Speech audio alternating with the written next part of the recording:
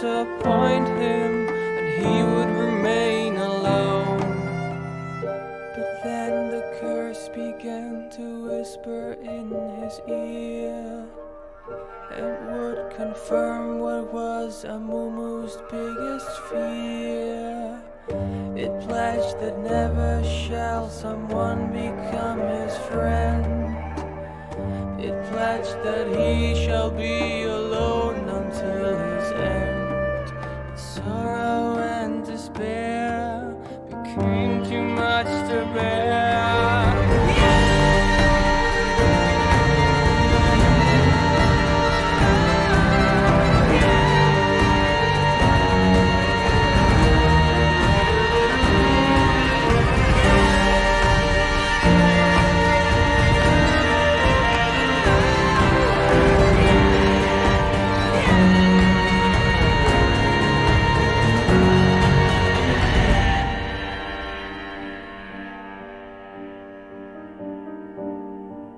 The moment when Amumu realized what he had done, too late it was for him, for them, the evil curse had won. The anger and the anguish overwhelmed his fragile soul, and caused a wicked tantrum that he never could control.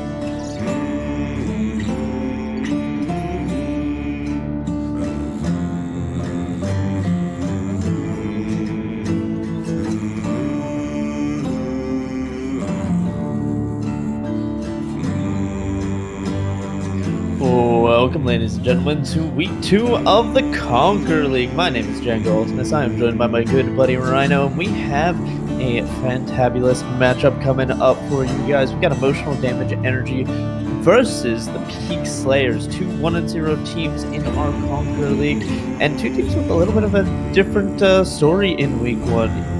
Emotional Damage Energy looked very, very dominant in their matchup. I'm trying for the best of me to remember their opponents. It was Raven Gaming Obsidian, and honestly, they kind of smashed them. It was pretty well done. Really loved the drafts, really loved the gameplay. Didn't give up many kills or towers the entire series, so EDE looking phenomenal. Peak looked like they just struggled is an odd word, because there were two games from the Peak versus Eden series that were just blowouts, one way or the other. Peak took a really decisive game, Eden took a really decisive game, and then there was a bloodbath of just a dirty, dirty game right in the middle that Peak managed to eke out, definitely by their mid laner, King Sag, aka renamed to Lobster Jesus. Rhino, I just gave you a whole ton of introduction to that, so why don't you introduce yourself? How are we doing tonight? Hi Django. We are rolling. We are getting into some games a little bit perhaps later than intended, but sometimes that can't be helped. Yeah, EDE looked really, really strong. Instinct in particular was dominating in that first 2-game series. We played against, in the little mini ARAM tournament, we played against a good number of these players. They are a solid unit. I think that, especially with the engineer and Dogman kind of being the main, I guess, shot callers / like deciding forces on that squad. I think that's a really good set for them. And then Peak Slayers, like you mentioned, yeah, Lobster Jesus really popping off in that first series. So we will have to see. There's also an emergency sub in, I believe, for Peak Slayers as well. Right, Peak could not contact their support, or something happened there that is the reason for the tardiness, but we're not going to let that tardiness delay us any further. We're jumping into draft right now for game 1 of EDE versus PS. And honestly, there's a couple things to look at. Obviously, Peak Slayer's not going to have bans for game 1, -2 for tardiness, -3 for the E-sub. Hopefully they're able to get all of those back. The support will join them and no more tardiness bans for game 2. That is the hope, but we will see what comes of that. EDE also losing a ban for some reason. Don't remember what that one is, though, so that is what the Earth bans on your screen are going to be for. I think, was that the name? Was that a name change? Perhaps Probably something to do with something like that, okay. or like, yeah. All I right. can look into it, but I don't think it matters too much. What matters the most here is that ED do have 4 bans at their disposal, and I think you have to look, if you got a chance to check out the analysis done by some of the coaches and players from the teams, as well as Sems, and a very small amount of help by myself. Shout out to Sems for orchestrating most of that. You gotta look at Gorilla Mode's Nunu. Looking at his OPGG is just a sight to behold. So many Nunu games as far as the eye can see, and already they're going to pick up on that banner right away. What a surprise. Yeah, 3 different accounts with pretty much nothing but Nunu games on them is impressive, to say the least. Having such a small jungle pool may lead to another target ban, potentially, for the jungler here, although I don't know what you would do. I guess the other game was, a Hecarim? He had a game on? Hecarim is the second most played on his main account, so that could... that's probably what people are looking at. There you go. There it is. Okay, so they're going to ban out the jungler, which means that we may have Gorilla Mode on something he's less comfortable on for this series. I wonder what they're going to prioritize here, though. A lot of really strong... Yeah, Volibear, very strong jungler right now. They're going to pick that one up as the B1. What do you want to see from EDE in response? EDE, I really want to see them keep their comp open. I think their drafts have kind of been a highlight for me, and Seraphine is a big reason for it. They kind of have this trio that they love to run every time they can get the hands on. That is the Seraphine, the Zeri, and the Braum. And if they get those 3 champions, it feels like it just sets Instincts up to carry every single time, and yeah, they're just going to keep locking in these champions every chance they get. I mean, he was absolutely dominant on the Zeri week 1. Just hard carry, freaking like 5+ KDAs both games. Really, really strong pick for him. Followed up by the Ornn here, so Volibear definitely going jungle, no flex potential. I got to cut you off because they need to pick Braum here. Braum counters Ornn, Braum counters Seraphine, and it's exactly what EDE want to pick. They're not going to grab it. Okay, I think it's such wasted potential to not grab the Ornn here because it's going to come in, it's going to block your Ornn ulti. It's exactly what EDE want. And I feel like Peak Slayers definitely missed the ball on that one. We'll see if that's what they pick up here. They are going to hold off. They're going to grab their jungler here, fearing, I suppose, that the pool might get pinched even further. Although, to be honest, you put 2 jungle bans in and they end up with Volibear, who might be one of the strongest junglers on the patch. So I can't really argue with Peak Slayer's tactics here. The Ashe as a counter to the Zeri is pretty interesting. Ashe is fine. She'll be a solid pick, and obviously her Hawkshot plus the Enchanted Crystal Arrow will be huge for starting fights. But the thing is, you already have Ornn and Volibear to start fights, so I feel like maybe not totally necessary here. Now we see Vladimir eating the ban table as well as... So Victor. I'm actually going to have to take it a little bit back here because they can totally just pick Braum. I don't know if they knew this or not, but they can totally just pick Braum on R4 because there's no bans to come in. So that ED might still just be looking at the Braum here and just knowing that we're going to get it regardless.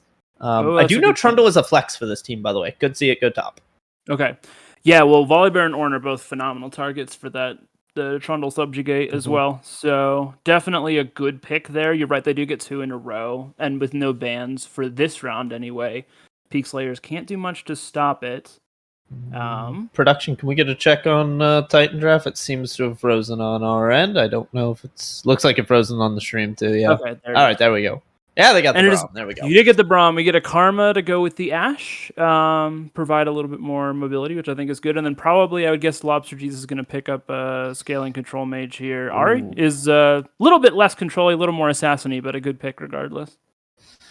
Not sure if that's enough damage, and Zeri's already pretty interested in going Cleanse into this matchup. I don't know if I love the Ari here, but it is what Lobster Jesus popped off on in that deciding game in the Eden series, so going back to comfort, going back to something he knows, not at all ashamed to see that. And they are going to flex the Trundle. Vi's going to come in for the Engineer.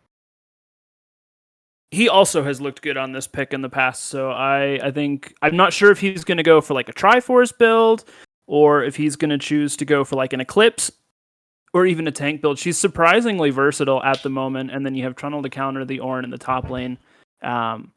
I agree with you. I think EDE's drafting strategy was really strong. They got number one, they got a lot of things they wanted, which is always good to see. And number two, I feel like their team comp as a whole fits together really well. You have the engage, you have the counter engage with the Trundle, and then you have Zeri just being able to dish out damage in the back and do what she wants thanks to the Seraphine and the Braum. So really strong from them. We'll see if Peak Slayers can kind of break up the band, as it were, and kind of sow some discord in amongst that team comp. I think there's a lot more things we can get into, but we're going to have to do that on the Rift because we are loading in right now and we don't want to delay this series any further. We're going to take a quick break to sync up. When we come back, we will get game one of the EDE, rather. Sorry, I got to get that out of my system. EDE versus TES.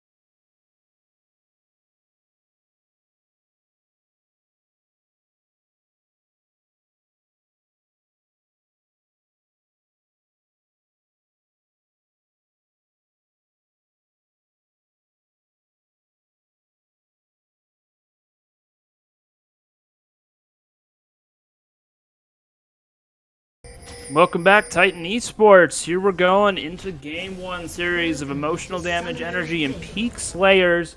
Teams coming out in 5 points. And Django, anything of interest that you notice with items or runes to start as the Engineer's going to poke his face in? This is a little bit dangerous here. There's 3 people here. Starts the Vault Breaker, is able to dash out to safety without blowing the flash, which is nice. Started with the Pink Ward as well. So a little bit of interesting tech from the Engineer as this game gets started off.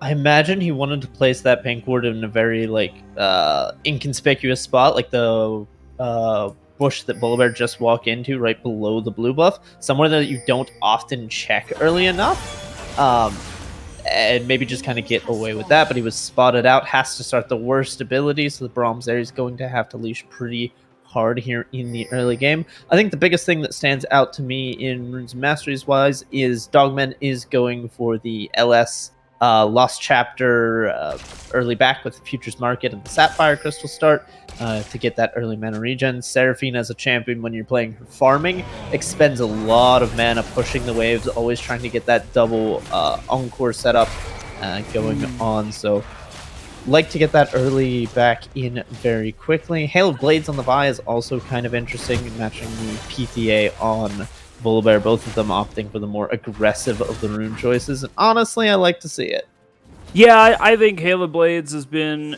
The other option is Electrocute, I think, for Vi, but the Hail of Blades is pretty nice for her as well. She does benefit from the attack speed. I'm not sure what mythic he will be going. Do you see some trading in the top lane here? Ornn already getting some AD saps from the Trundle. He's going to try to run him down here. Has the Q if he wants to flash under tower. Oh, he canceled one auto attack, and Mobility Scooter not going to get the solo kill. Forced to flash away. Ornn flashes as well. So it's just going to be a trade of those summoners in the top side. Saw exactly what Scooter wanted there. He wanted to get that auto Q off because the Q, once it channels, will go through and follow the flash. Just did it ever so slightly too quick and canceled the auto attack. Really, really rough, but playing on the edge, trying to get the advantages early. Instinct having a rough go in this bot lane right now, to be expected. We'll see if it calls for aid here early out of the Engineer. Still not doing too bad. He's got plenty of waves to farm. That's a nice block on the shield from Braum, as the Ashe lane does get quite a bit of a range advantage this early, along with the Karma as well. So pretty good trade from Lobster Jesus in the mid lane as well, but Instinct should be able to collect this under turret, no problem. We do see Vi has moved over to her red buff, and Volibear is already in the jungle, or sorry, in the river on that side, looking for the early scuttle. So looks like he may have to give that up and go for the bot one instead. Not going to grab Krugs either. Little bit of an XP problem. Good charm landing in the middle. Dogman going to get traded on pretty harshly and misses the E as well. So a little bit of note damage, but that's about it. Really gotta say, I'm not very... I feel like this is almost a relic of the past, this kind of skipping Krugs to do an extra, to fit the Scuttle Crab into your clear. Just feels almost archaic. The first Scuttle Crabs got neutered on Golden Experience, and they're really not worth even as much as a level 1 Krugs. Scooter's in a little bit of trouble, warded out, and will be able to walk away, but both junglers, in my opinion, going for suboptimal clears. Now, I preface that with my opinion because when you're talking about just Golden Experience, yes, it's suboptimal. When you factor in things like the fact of vision it gives over, the fact that it allows you to go for earlier unexpected ganks, can see that come in. You saw Gorilla Mode try to go for one of those ganks, get spotted out, and now he's just kind of behind the pace of the game as the Vi is going to be taking his Krugs away from him. Yeah, that's a great invade from the Engineer on the bot side as well, especially with the dragon spawning in a few seconds here. It's going to be an early Cloud. I doubt we'll see too much priority on that one. Not that it's not useful, but it like this gank. It is going to be a gank from behind here. Maybe hoping to blow some summoners. They do get the flash here. They have to be careful flashing forward like this. So the jungler is here. Gorilla Mode shows up. Vi now in trouble. Has no flash from the beginning. The E is going to miss from the Volibear. They're trying to get the passive procs down, but Volibear is going to pick up first blood here. Now the Ignite comes down on an Instinct. Forced to flash away. Braum is in huge trouble as he flashed forward. It's a double for the Volibear, and now Dragon spawning in 1 second, and that is a whole lot of gold going over to Peak Slayers. Oh, I said I didn't like it, Rhino, and it's so obvious that Volibear clears his top side. You saw him show top. He had 26 CS. He cleared everything except for the level 1 Krugs that Vi was literally just on. You knew exactly where he was respawning and exactly where he was running. You knew he was going to check those Krugs. You still took the fight. Scooter's taking the fight topside. Sure is. Run out of mana. Gotta be careful with the W. Not quite. Okay, Q's still available from Durwolf. He may be able to get a kill here. Trundle's passive will heal him up pretty well, but minions have to die for him to get that. So we'll have to see. Durwolf gonna... Yeah. Not a lot of mana on mobility, though. He has no ability to all in here, because if he drops the pillar, he won't be able to do the rest of it. Durwolf could be looking aggressively here. He hits that one. There's the knockup. Beautiful. Well done from Durwolf. Gonna clean up the solo kill there. A little bit aggressive from Mobility Scooter, and now the wave's in a horrible spot for him, too. Really nice play from the Ornn up top.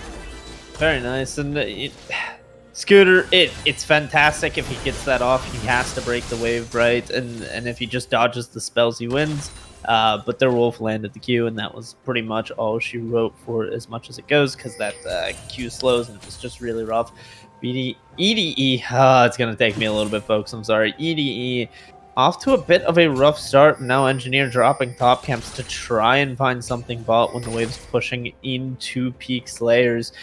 Feels like they're in a little bit of a panic mode already when they really don't need to be. Their comp scales very well. Their comp team fights extraordinarily well. As long as they don't give over too many more advantages, they're going to be just fine in this game. The Engineer didn't really have anything else to be doing, so it's almost just like a little shadow play. Top just camps. to see. He does have top camps, but base. I think he was waiting for his blue buff here, which he is going to grab as it spawns, and then we'll maybe looking for the scuttle here. Wants to go to the Raptors. Those are gone, though. Volibear is topside here, looking to get a gank on this Trundle, who is... the wave is bouncing back to him now, so doesn't have a good reason to be there.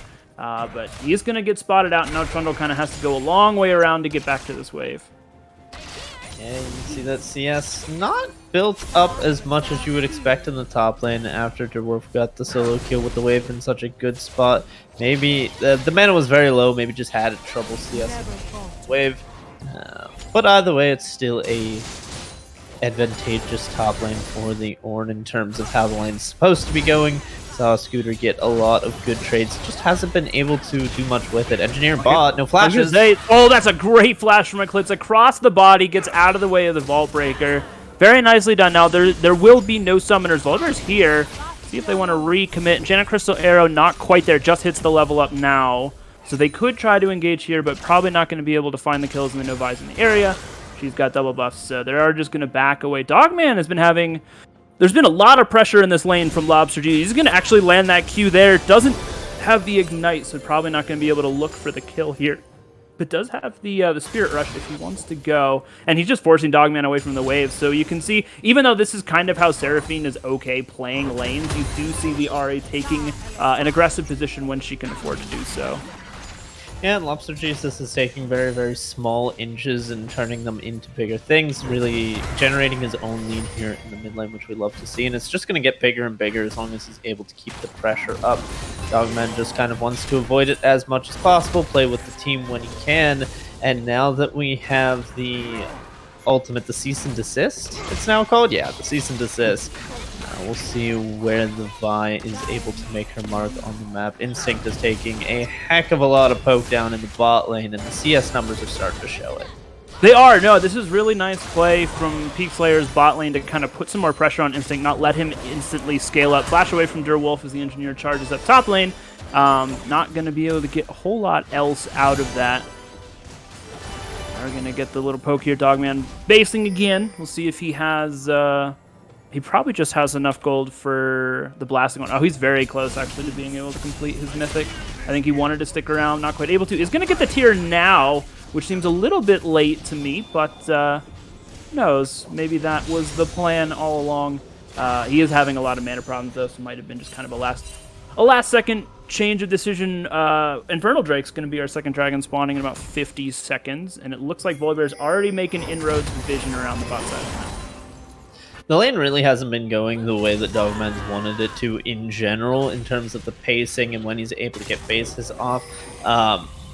If the Ahri went for something like an Ignite, I feel like Dogman would have been a lot more abusive in this lane, getting better backs off, but the fact that Lobster Jesus decided to match the teleport has really meant that Ahri is just winning the lane in general. Okay, I was going to say, Chemtech is completed. He runs very fast, but I don't know how fast is enough. Dogman's going to get away from that, no problem. See Engineer spotting Volibear on the bot side, and he's going to take that as cue to start up the Rift Herald. This is a good decision, I think, from EDE to not challenge this dragon that they know that Volibear's bot side and really wants, so they have to play really carefully here. They may be assuming that they've started the dragon, especially since they know top lane is down. They're going to grab plates for Trundle plus the Rift Herald because Ornn has rotated down here. Now he can teleport back, and Jennifer's just going to land on the Braum, who does still have to stand behind me, forced to use the flash instead. Ornn is here as well. Instant teleport from the Seraphine in the mid lane. And that is just going to be it. Ornn's going to have to teleport back top lane, but they're going to drop the Herald, and they could probably kill Ornn here too. He's going to have to run away immediately. He's going to go try get a little bit of damage onto the turret, but the tower immediately goes down. Here comes the ultimate. We'll see if it's enough. I doubt it will be. There comes the cease and desist over the top. more Vault Breakers, and Mobility will chomp him to death. They're going to even try to contest. I don't know you should be contesting this Dragon here. Nobody's rotating down to grab the top side, though. The Rift Herald's going to get another charge off. They're going to get dove. They really want to kill this bot lane, and they do have the Volibear ultimate to do so, but the wave is not in a very good spot. They're going to lose this turret. I don't know if that teleport's going to go off. It's the Ahri this time, a little bit more mobile. They are just going to grab it and back off. Vi has no mana. Oh, Spirit Rush is available. Good flash. There's another one to follow. The Spirit Rush lasts forever. Great flash to get out of the way. Is going to go over the wall. Lobster Jesus will clean up the kill off of that teleport. Okay, they already have enough mobility to grab that one. 2 towers did go down in the top side, though, so even though the score is massive at the top, 2 dragons and a 3-kill lead, it's currently 1,000 gold sitting in EDE's pockets. Now, it's on the double Divine Sunder top lane, so not in the hyper carries area that you want it to. The question is if they're able to share this gold with the rest of the map, and we're going to see it very soon, because 4 minutes, we got a Hextech soul. It's a big soul to fight over, and these teams, EDE in particular, is going to need to bring their A game and show what this team fight comp is able to do. With 2 big tanks, though, on the top side. Oh, that's Enchanted Crystal Arrow is going to land. Yeah, they want to stop the backs here. Good use of the wall. Oh, they didn't realize that the Vi was here. Doesn't have the ultimate quite yet. Here comes the Volibear, though. This is pretty dangerous here. They do have to teleport from the Trundle if they need to, and Seraphine's already walking away down here. Oh, Trundle's already here. They're going to collapse on this here. Lobster Jesus in trouble. Great. Braum ultimate over the top. The Encore going to follow as well. So much damage coming out. Forces flashes away from nearly every member of PS, but now here comes the Vi following up with the charge. Going to grab another one. Trundle waiting on that ice pillar. Going to try to pick up another one as well. Karma very quick, though. Volibear now maybe stuck out to dry. Do they want to tower dive? This is a little bit risky. Vi's going to start. Use the ultimate. Going to try to avoid. Flash away from the Volibear. Engineer might go down here. Is going to dash away, but the turret shout do too much damage. The ultimate coming through. Subjugate from the Trundle is going to clean up the Volibear, though. It's a 3 kills for 1 in that exchange. Meanwhile, Ornn gets to push for free on the top side of the map. Big roam from Scooter there, and sometimes I feel like you don't enter these map states a lot. You don't realize that, hey, the Ornn's at tier 2 trying to push back the lane. The Trundle doesn't have to go top. The Trundle can be anywhere on the map, and Scooter was in the right place at the right time. Gonna be bot lane, gonna got 1 kill and assist off of it. Might go down for the green tower plate, though. Hard to say. He's got the Subjugate down. Not going to be enough. Ignite came through from Eclipse to keep him alive and healthy, and the Volibear was in the area as well. So that Enchanted Crystal Arrow is just on such an incredibly low cooldown, it feels like, at all times. But they are able to punish. That's pretty big, too. I think he had a little bit of a shutdown as he had a lot of gold on him. So going to send that into the pockets of the Ashe, which is nice. Ooh, Charm actually somehow lands on the ADC. Guardian will stop a decent amount of damage, but not a ton, as an invade is looking like it's going to get started here. Volibear is going to move back towards the mid lane. There's nothing really to fight over at the moment. You'll have a second Rift Herald coming up in about 2 minutes, and a Dragon in about also 2 minutes, a little bit sooner than the Herald. So, not sure if these teams, they're probably just going to jockey for vision and position for a little while here. That really does seem... Peak Slayers do not want to give up any of their river control. You can see the Karma just hovering between the lanes where necessary, and just trying to keep up the vision line. How did that Charm land? Oh my god. Lobster Jesus is particularly good at this Vi and showing it with a passion right now. I think... I'm going to check in gold values here in a second. Yeah, the Ashe definitely has more than enough gold to grab a mythic for this fight. And Zeri does not. That could be a really big downfall here for the side of EDE, who want to contest this dragon that's coming up in less than a minute now. They don't have vision. They don't have mythic on their AD carry. This is a hard fight to win, and all eyes have got to be on Scooter. And if he's able to get one of these key carries down, Lobster Jesus is going to be very mobile in this fight with the Spirit Dash and the Flash back up, however. Yeah, the thing is, like you mentioned, pretty much all the gold is on the Trundle right now, and he is a phenomenal split push threat. But I don't... He definitely can do things in team fights, but he's just not going to have as much impact as an Ornn can offer just from the base kit. So he's going to have to play the fight very impressively for this to happen. Sword Nads is going to discover a Volibear hiding in the bush. 10 seconds left on Dragon. Trundle's getting the bot lane pushed. They have to catch this mid wave at the turret, though. It means the rotation's going to be a little slow, and TES is going to get into the river first. Trying to control vision here. They know Trundle's on the flank. They have him pinged out. They have vision down. Seraphine ultimate is going to be very important, and then how much the Trundle can do. He's moving into the river here. They're going to get the slow on Eclipse. Dragon has been started. Ornult's going to come out immediately. The Encore goes across, catches 3. Here comes the Trundle on the backside. There's so much CC going down right now. They're trying to get onto the Ashe. They are. Vi ults and takes her down. Lobster Jesus goes in the background, but just can't do anything as Braum is going to eventually take it down. An insanely clean team fight coming out of EDE. They grab 5 and the Dragon. It was just really, really impressive, to be very honest. Dogman hit a very nice 3-man encore. Instinct just kind of did his job, nothing crazy there. But I think the real key fact is that Lobster Jesus was not able to get a kill onto anyone in the backline. And part of that was Sornad's tagging him with the Winter's Bite passive. Auto attacks come through one way or the other with that champion.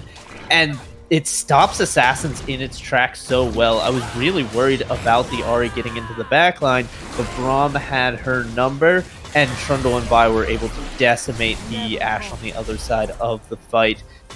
It's a team fight comp. It did exactly what it was supposed to, Rhino, and I think EDE can breathe a sigh of relief after that fight.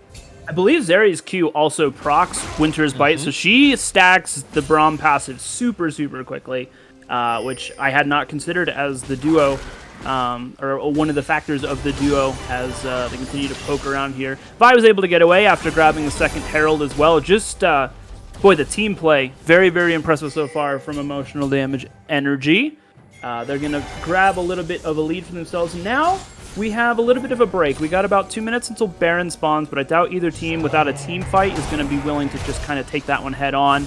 Eclipse in a very aggressive position. It looks like they're trying to rotate to grab this top turret, RPS. But so far, no rotation to match. It looks like they may just be more interested in pushing mid. There's no tower there, though, so I think so it seems right now that Peak Slayers are winning out in this trade. The Channel Crusader going to go out, land on Dogman, is going to get rooted down by the Karmas. Here's the Volibear, lots of CC down over the top, and Sergi is going to go ahead and pick up the mid laner. So meanwhile, they're rotating on the Ornn in the bot lane. They may be able to get this kill, as their Wolf is not quite sure what's going to happen. He's going to get knocked up. Yeah, doesn't realize that he destroys the Trundle Pillar, but it stops his momentum. He's going to use the ult as well. Doesn't matter. Sornads blocks it just as a little bit of insult to injury. But if you're trading 1 kill for 1 kill and you also get a tower and that gold onto your Ashe, I think that's a better trade for Peak Slayers. Yeah, Peak Slayers right now are just ahead on tempo. They got the kill earlier, they got the crash earlier, but what EDE are going to do is use the Herald to upset that tempo. It goes down, but it's already gotten the big chunk out here. I think you really just ignore Ahri here. Or you can kill her. They are going to get the dash. She's not able to. I really thought that she'd be able to get out with the Spirit Rush. I feel like maybe greeted it just a little bit, waiting for additional dashes to come out. Did manage to get the buy.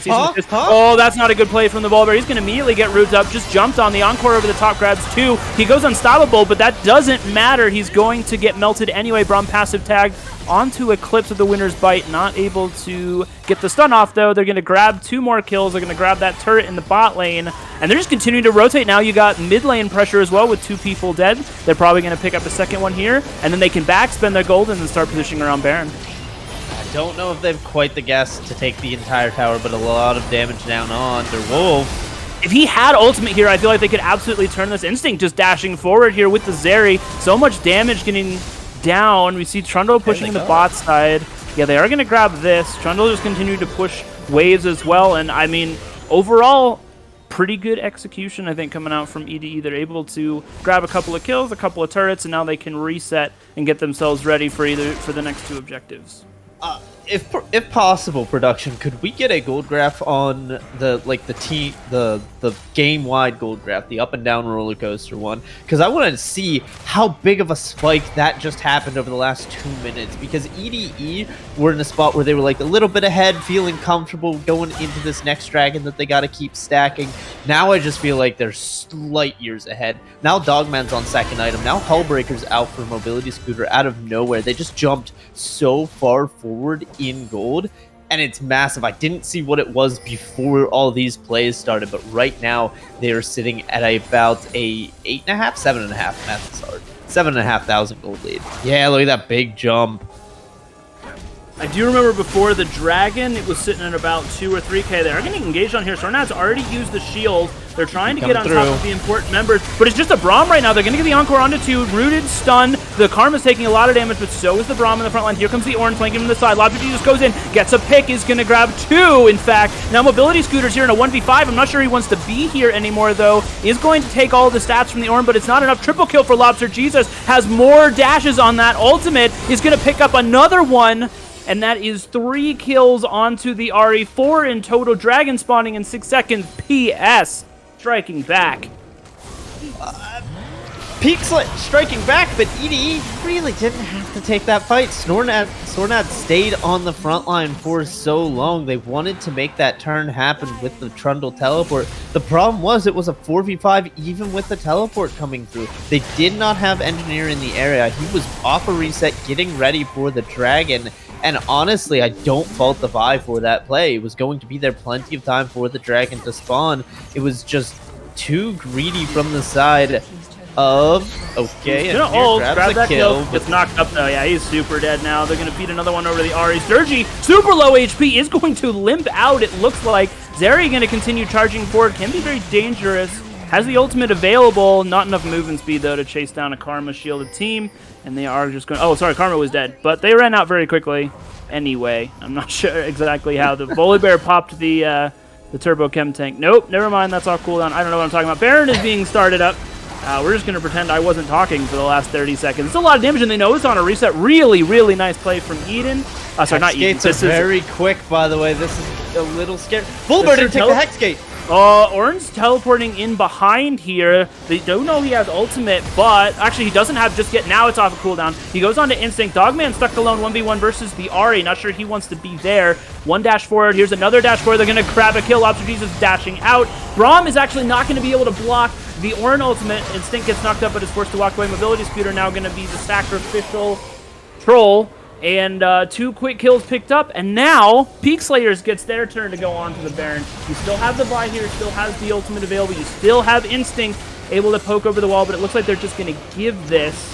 So far, I don't know, Eclipse is moving in, trying to zone. Lobster is going to take a lot of damage from the backside of the Baron here. They know where the jungler is. Yeah, bot lane's just kind of given up. I think they've pretty much just decided Engineer needs to go for a steal or they're not going to do anything. It gets rooted up, not going to be able to get over the wall either. Oh, he gets the steal. It wasn't blind. He had the smite. He didn't. Oh my gosh, what an insane play from the Engineer. I don't know if they tracked whether or not the jungler had smite. That is such a huge risk for Peak Slayers. If you have no smite and you know the enemy jungler is right there, it's such it's an insane play to go for. Here comes the Zeri ultimate. This could be really good here. Encore's going to go across multiple members and catch on 2 more. The tanks are going to get melted here. Instinct just powering damage into the front line. Sergi goes down. There's the Shirelias to try to get everyone away. It looks like that will succeed. A lot of damage from Instinct. That Baron steal, though, and subsequent throw by Peak Slayers has got to be a heartbreaker for a squad who just fought their way back from an insane gold deficit and was making some excellent plays over the last few minutes. So I jokingly called the gold graft a roller coaster, but I think the past 3 minutes are just going to be up and down, but it's never going to leave the EDE side of things because they are the ones sitting on top. Okay, Instinct. Oh my gosh, flash forward. Yeah, this is good. Lobster Jesus still has the ultimate. One more if he wants it. Lobster Jesus does so much damage. It is ridiculous. Dogman is going to get focused out next. They're trying to get the Ornal. Doesn't quite land on a Dogman. Chana Crystal Arrow will, though, from downtown. Lobster Jesus wants another kill. Is going to grab another head of the ultimate as well. 2 more. And just as I'm praising them, EDE stays too long, gets absolutely punished. Lobster Jesus at 7-4-5 on this Ahri, up about 30-40 CS as well, putting the team on his back for this one. We gotta throw a little bit of love to Sergi too. The ECRs have been landing from very long distances, as well as the Ash positioning in general has been pretty solid. Now he's gonna find out Scooter, but Scooter might just turn this. I was gonna say, if he doesn't have enough support coming, then he needs to back off, because Hullbreaker is a real thing. Also still has the Subjugate available. He's gonna zoom this way out. Yeah, no ultimate for the Ahri as well. That is an interesting chase. It's not going to lead to much. They want to base here because Dragon's spawning in about a minute's time. But you can see already they're trying to get for the side of EDE, they're trying to get things set up as well. Only 2 pink wards in inventory, though. That can be a little bit dangerous trying to set these up. See what they're able to accomplish. They are going to use the plants. Get a little bit of vision down that way. But the vision is very much split across the river right now. There's not a whole lot of deep vision, which means no teleport flanks. Not that teleports are really up for anyone besides the mid laners. Anyway, all this could be good. They're kind of sitting and wait for a bush, and they're also kind of not. Trundle continuing to split push, I think, is a good call. That means this doesn't is... have teleport. Yeah, neither does the Ornn, though, so this is just going to be a 4v4 over by the Dragon. We do see Darewolf taking a lot of damage. The Subjugate hasn't come out yet. Scooter can take down this turret and then immediately turn onto the Ornn. I think that's what he's going to do. Subjugate is going to come out, yeah, immediately just doing tons of damage. Darewolf forced to run away through the base gates. Really nice use there. Oh, Instinct is going to get caught out with the ECR over the wall. They're going to try to get it on top of him, but can't save him in time. Dogman from the back is going to get a 4-man encore, though. This is really good, Dogman. They just need to finish these kills. Volibear is being unkillable in the front line. Eclipse now has to run, though. Eclipse is going to, sorry, Engineer's going to pick up a double kill, and now they're going to teleport for the end in a crazy series of events that I wasn't sure which way it would go. It looks like Emotional Damage Energy going to grab the first game of this series here, put themselves up 1-0. They're taking a couple tower shots out low. Oh, never mind. Scooter's going to die. They don't have any more TP, so they did grab the Dragon. That's 2 Hex checks, and it's not over yet. Okay. I'm going to breathe for a second, and we're going to let Django talk. Hopefully I'm coming through clear. My internet's doing a little bit of a wonky setup right now, but I'm trying to close things and stay with you here. I have no idea what is going on in this game. It's absolute insanity. Instinct getting picked off there looked so doom, but I really gotta hand it off Dogman on this Seraphine. I don't know how he keeps getting this pick. It's busted in the meta. It's busted on Dogman. Finds another fight-winning encore, and at this point, it's just game-winning encores. Like, he is the one really making these team fights happen time after time after time, and the Seraphine almost has a Rabadon to boot onto everything. Dogman is playing incredibly well, and Engineer and Scooter just kind of there being the big, beefy squad standing in front of the Seraphine, looking fantastic. True story. Instinct isn't quite having the same showing on this area, but Zeri also scales really, really well. Is heading towards that third item, IE, as well. That could be a point where Instinct really gets unlocked. And I do think the scaling is better than that of the Ashe, who, to be fair, like you mentioned, is not only offering a lot of utility, but is also just playing very well. Ornaments starting to come in as well. We've had the first one that's going to be put onto the Ashe. Sorry, the first 2. One goes to the Ashe, one goes to the Ahri, which I think is absolutely the right call there. And now Ornn himself doesn't appear to have an ornament, which doesn't make any sense because he gets it for free. But that probably is just a visual bug. And 3 minutes on Dragon, 40 seconds on Baron means that's where both teams are jockeying right now. Decent damage onto the Volibear, and I think the Leandres is a really smart purchase from Dogman here, as he's going to be able to just chew through those tanks in the front lines. Yeah, really solid purchase here coming in. I am so not sure what is happening with my internet right now. A lot of things are crashing, Rhino, and I apologize if I leave you here very shortly. I don't know how Discord's hanging on right now. I have not noticed any interruptions from you so far, but if I say your name and you don't respond back, I'll head to a solo cast, I guess. Trundle doesn't have the teleport up just yet. Well, the Ornn does, so somebody's going to have to go answer. They're going to send the Ahri to do it instead. Probably has a slightly better wave clear, but much less 1v1 potential. I guess she can get away pretty well with the Spirit Rush if she needs to. As Mobility Scooter just kind of keep the pressure on. Eclipse forced to run away. Pop Shirelias as well. That's a decent engage tool down. Ornn is having to move back and deal because there's super minions pouring in from the top side as well, and EDE immediately takes this chance to head towards the Baron. Teleport coming in from the Ahri to the mid lane here. Flash forward from the Engineer. They're trying to get onto the Ashe. Now they immediately ult onto the Ahri, but they can't get the kill because it's just the Braum and the Vi focusing it. The Volibear's gone to the backline. Dogman is down. Engineer soon to follow. They do pick up the Volibear in response. Lobster Jesus dashing forward. Another Spirit Rush. Instinct is just dashing his way along the backline, but he's so low on HP. Meanwhile, in the bot lane, you can see Ornn getting jumped on by Mobility Scooter. Is going to get knocked up. Subjugate's already come out. The Scooter's just going to go ahead and clear this wave. Neither team's going to be able to get the Baron. It looks like a 2-for-1 trade in the end, but the inhibitor does go down for the Trundle. Alright, Mr. Django, I am sorry you are not here. Please tell me if you return some technical difficulties, but we will soldier on here. I don't actually love the Ravenous Hydra here from the Trundle. I would much prefer the Titanic here. I think it's much better for pushing waves. Just a stronger item in general right now, especially with all of the extra health that Trundle's going to have here. But regardless, he has chosen the Ravenous. Gives him some more lifesteal. He goes for the MR item as well for his third one. And we do have this Hextech Dragon spawning now in about a minute's time. Teams are going to be looking at that one pretty strong. Teams are trying to pick up items. We can see Zeri's grab that Infinity Edge.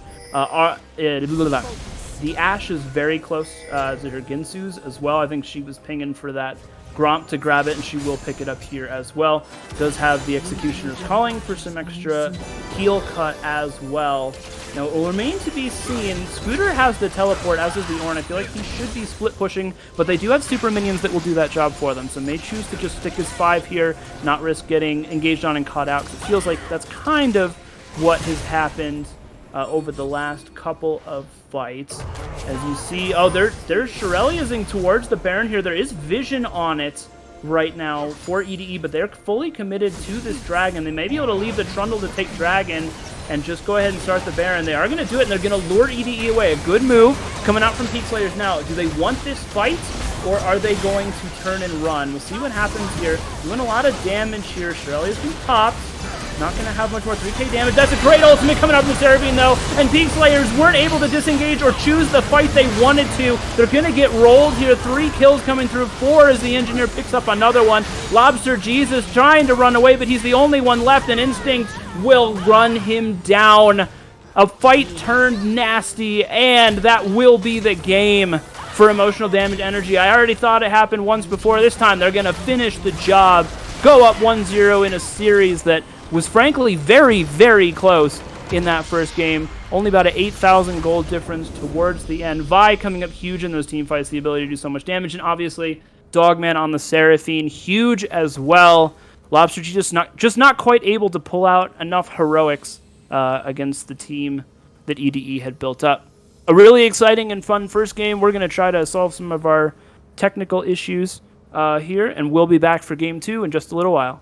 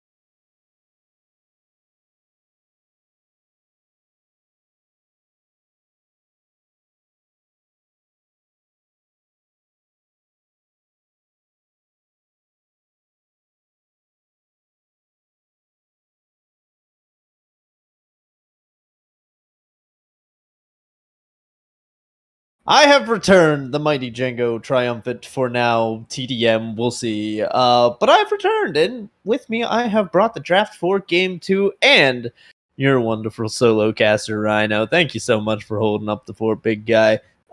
EDE finally closed that game out, and I only say finally because it felt like they closed it out once, but weren't able to do it on the attempt that we thought it was going to be over. But the team fight comp prevailed. Dogman at the helm with that Seraphine. I can't imagine it goes through.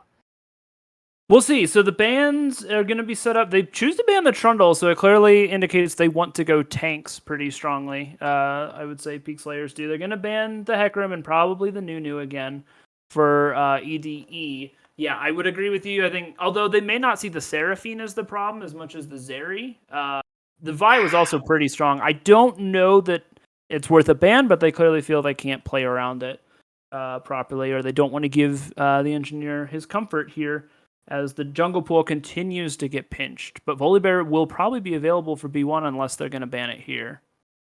You got Volibear, you still got Wukong. There's still plenty of the tier 1 meta junglers up and available. It's just the fact that we are banning a lot of comfort away. And I'll be really surprised if I do not see the Seraphine ban here last from Peak Slayers. That or Zeri. I feel like you just have to... Okay, I don't know. ED is mind controlling their opponents to not ban Seraphine.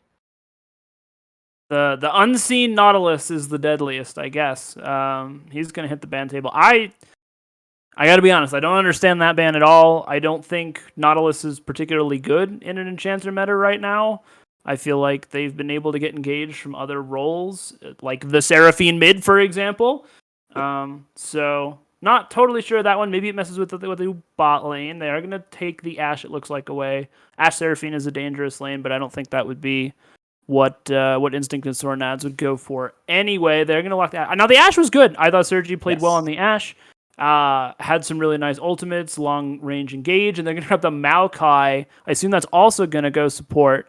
League Survivor is back, so not going to have so many bans taken away, and also going to have your main support to pair with your ADC. Yeah, all bans returned here for the Peak Slayers. EDE going to be playing -1 ban for the entire time. So we are going to be at this point, unless an emergency substitute happens to come in a potential game 3. But it's going to be Braum Zeri, man. I said it before anything started. If Seraphine Braum Zeri are up, EDE is going to pick them. It's not rocket science. What about jungle here? It's possible they don't want to grab... It's possible they want jungle because it's a smaller pool right now. That's completely realistic. In which case, maybe the Volibear, but Zeri definitely hits the ban table then. Instinct has looked... He's obviously very comfortable on the pick, so they're debating it strongly. And yeah, they are going to go with the Zeri. I can't fault him for that. I think there should still be a pretty good pick for the engineer.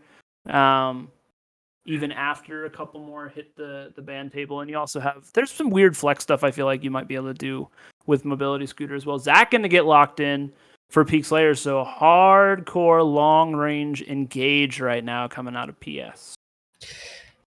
Yeah, it's a little scary, though. I never like picking a bunch of engage right into the Seraphine Braum. It feels like this is how they win the game. I don't know, guys. I don't love it. I really need to see something special come in here on R4 and R5 for Peak Slayers to kind of turn this comp around in my eyes. And EDE feel like they hold all the chips right now. They pretty much just have to blind pick their mid or their top laner rather, and everything else is just going to fall into place. They get to ban out bad matchups that Dogman doesn't want to go to here, and just kind of leave top lane to do whatever top lane wants to do. It feels like EDE have a recipe for success, and it's just not being tampered with. Well, Peak Slayers is clearly banning out tank busters, so really wanting to go with the Ornn for Der Wolf again. Yep. I have no problems with that. I think it's a fine pick. Now, Ornn, Zac together plus the Ashe means, once again, you may be struggling with damage. I think Ahri will probably hit the ban table here. I think you don't. I think Ahri just doesn't bring enough damage to the table. I think, honestly, yeah... Vladimir is probably... Yeah, I think Vladimir is a scarier ban. It's a harder scaling champ, a more 1v9 champion than the Ahri is. As good as Lobster Jesus looked on the Ahri. I'd probably blind Ornn here, would be my guess.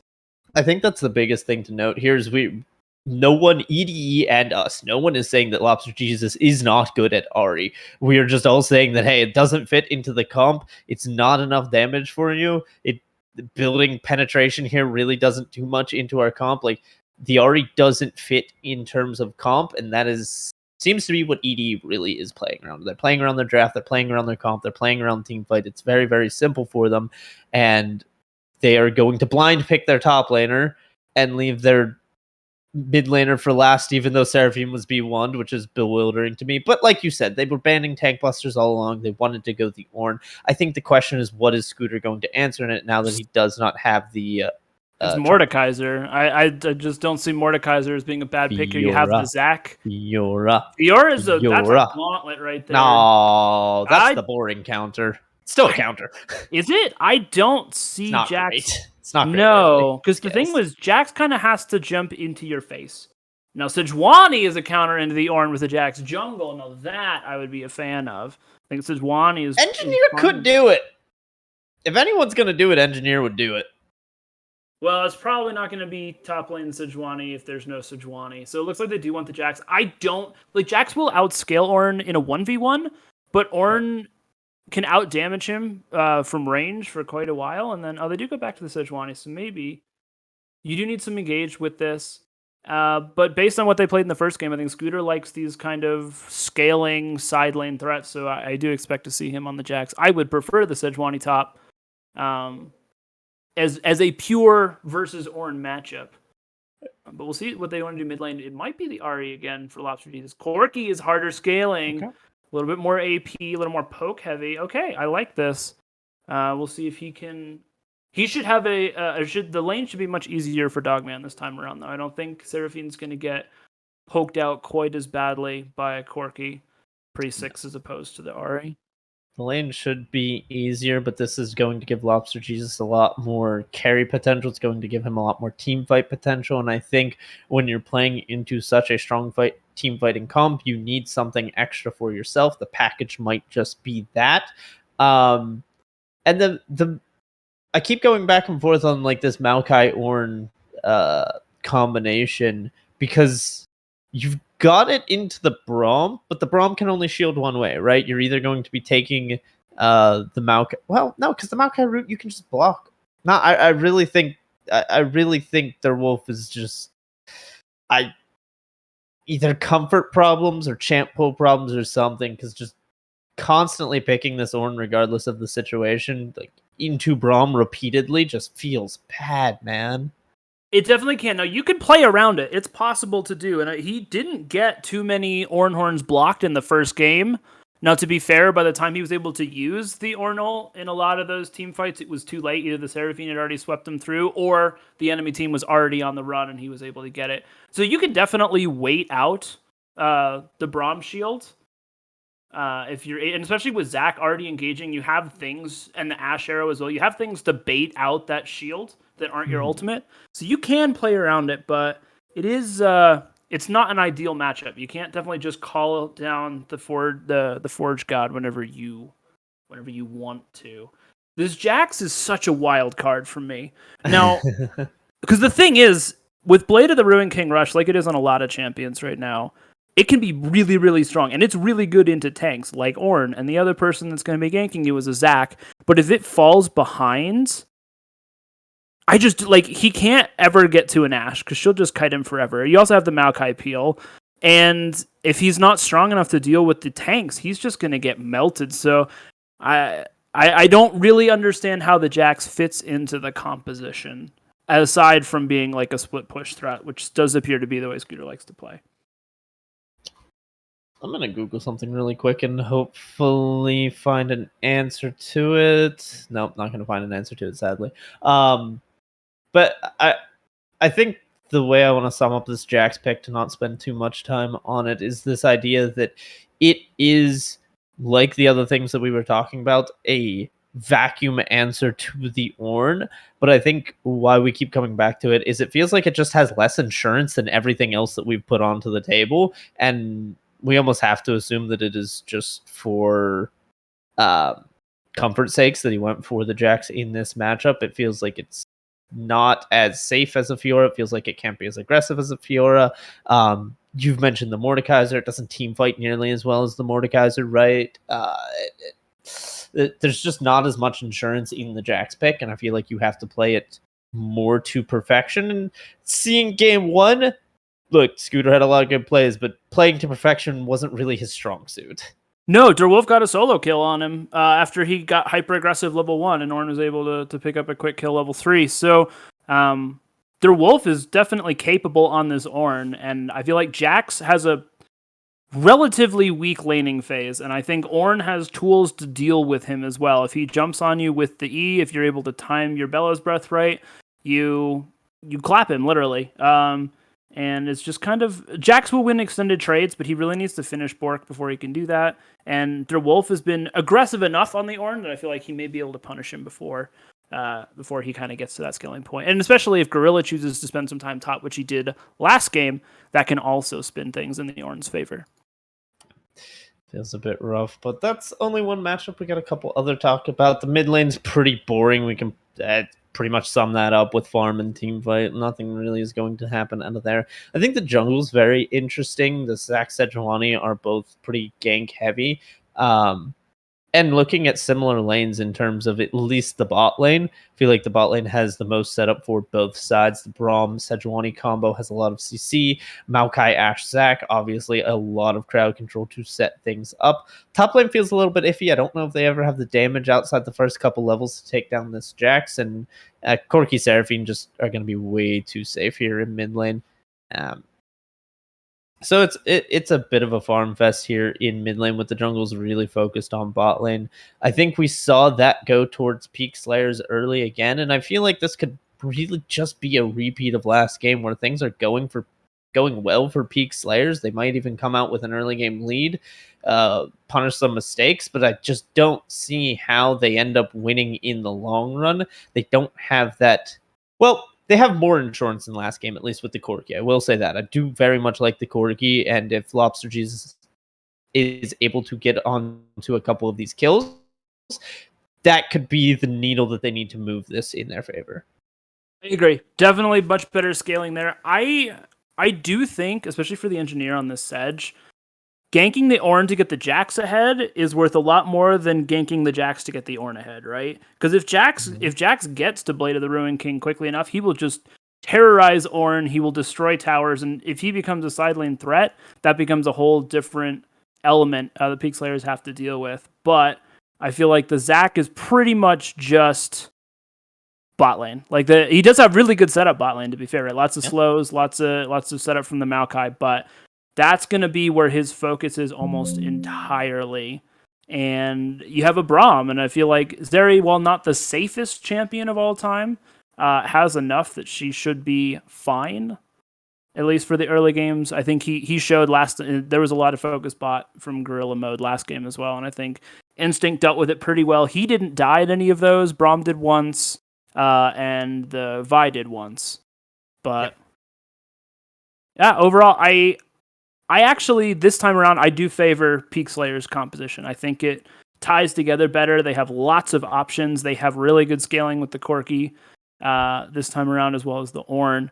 And if it's the kind of the AP poke Maokai as opposed to the tank, I think that's a nice adaptation as well. The kind of go with the what's it called? The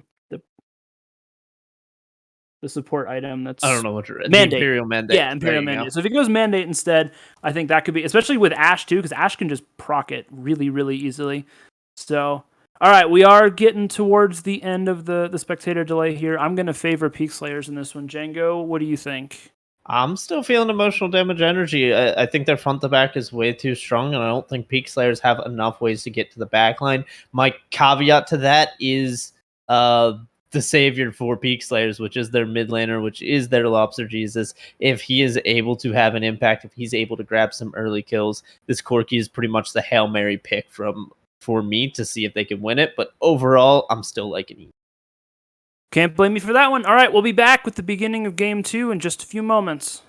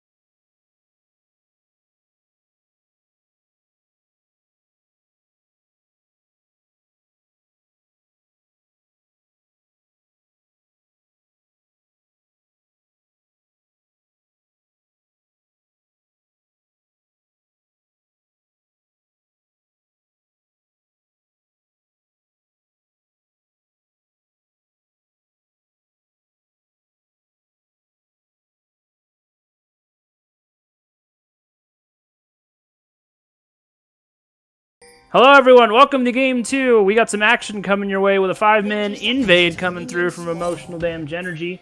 They are just going to get spotted out and back off. It looks like they may go for a hard invade here. The level 1 with Braum, Sejuani, Jax is super, super strong. There's the ward. They aren't going to see it in time. No, so they know it's there, but they're not going to be able to get much else for it, and they will be forced to back away. So, all right, let's take a look. We have Phase Rush Sejuani here, as well as Phase Rush on the mid laner. What do you think about rune choices, Django? To me, this says Dogman is like, okay, lane's not as free. They want to get the Corki ahead. I'm going to get ganked by Zac. I need more protection rather than having more lane potential with the Comet. Probably everything else in the rune page is exactly the same. Still went with the Sapphire Crystal start. And, yeah, by the way, if you walk through Tribush against a Maokai, you are just trolling, and they're trolling. They're leaning that way. Oh, this is about to be so bad. Let's see. All right, Braum's gonna. They're not gonna die. They shouldn't die. Guardians here. They're trying to get on. There's the sapling. Immediate ignite down. Instinct is in trouble. They are gonna get the heal out as the stun's gonna come from the Braum passive. Engineer is able to rotate first as Maokai's gonna throw another sapling. It's a lot of damage down. Flash is available for the Maokai still. Flash ward from the Sejuani to the Arctic Soul. Level 2 from the Engineer, and the red buff tick is gonna slow him down. Gets another pop on the Sturgy. They're gonna get the phase rush proc from Sejuani, and Sejuani is gonna pick up first blood.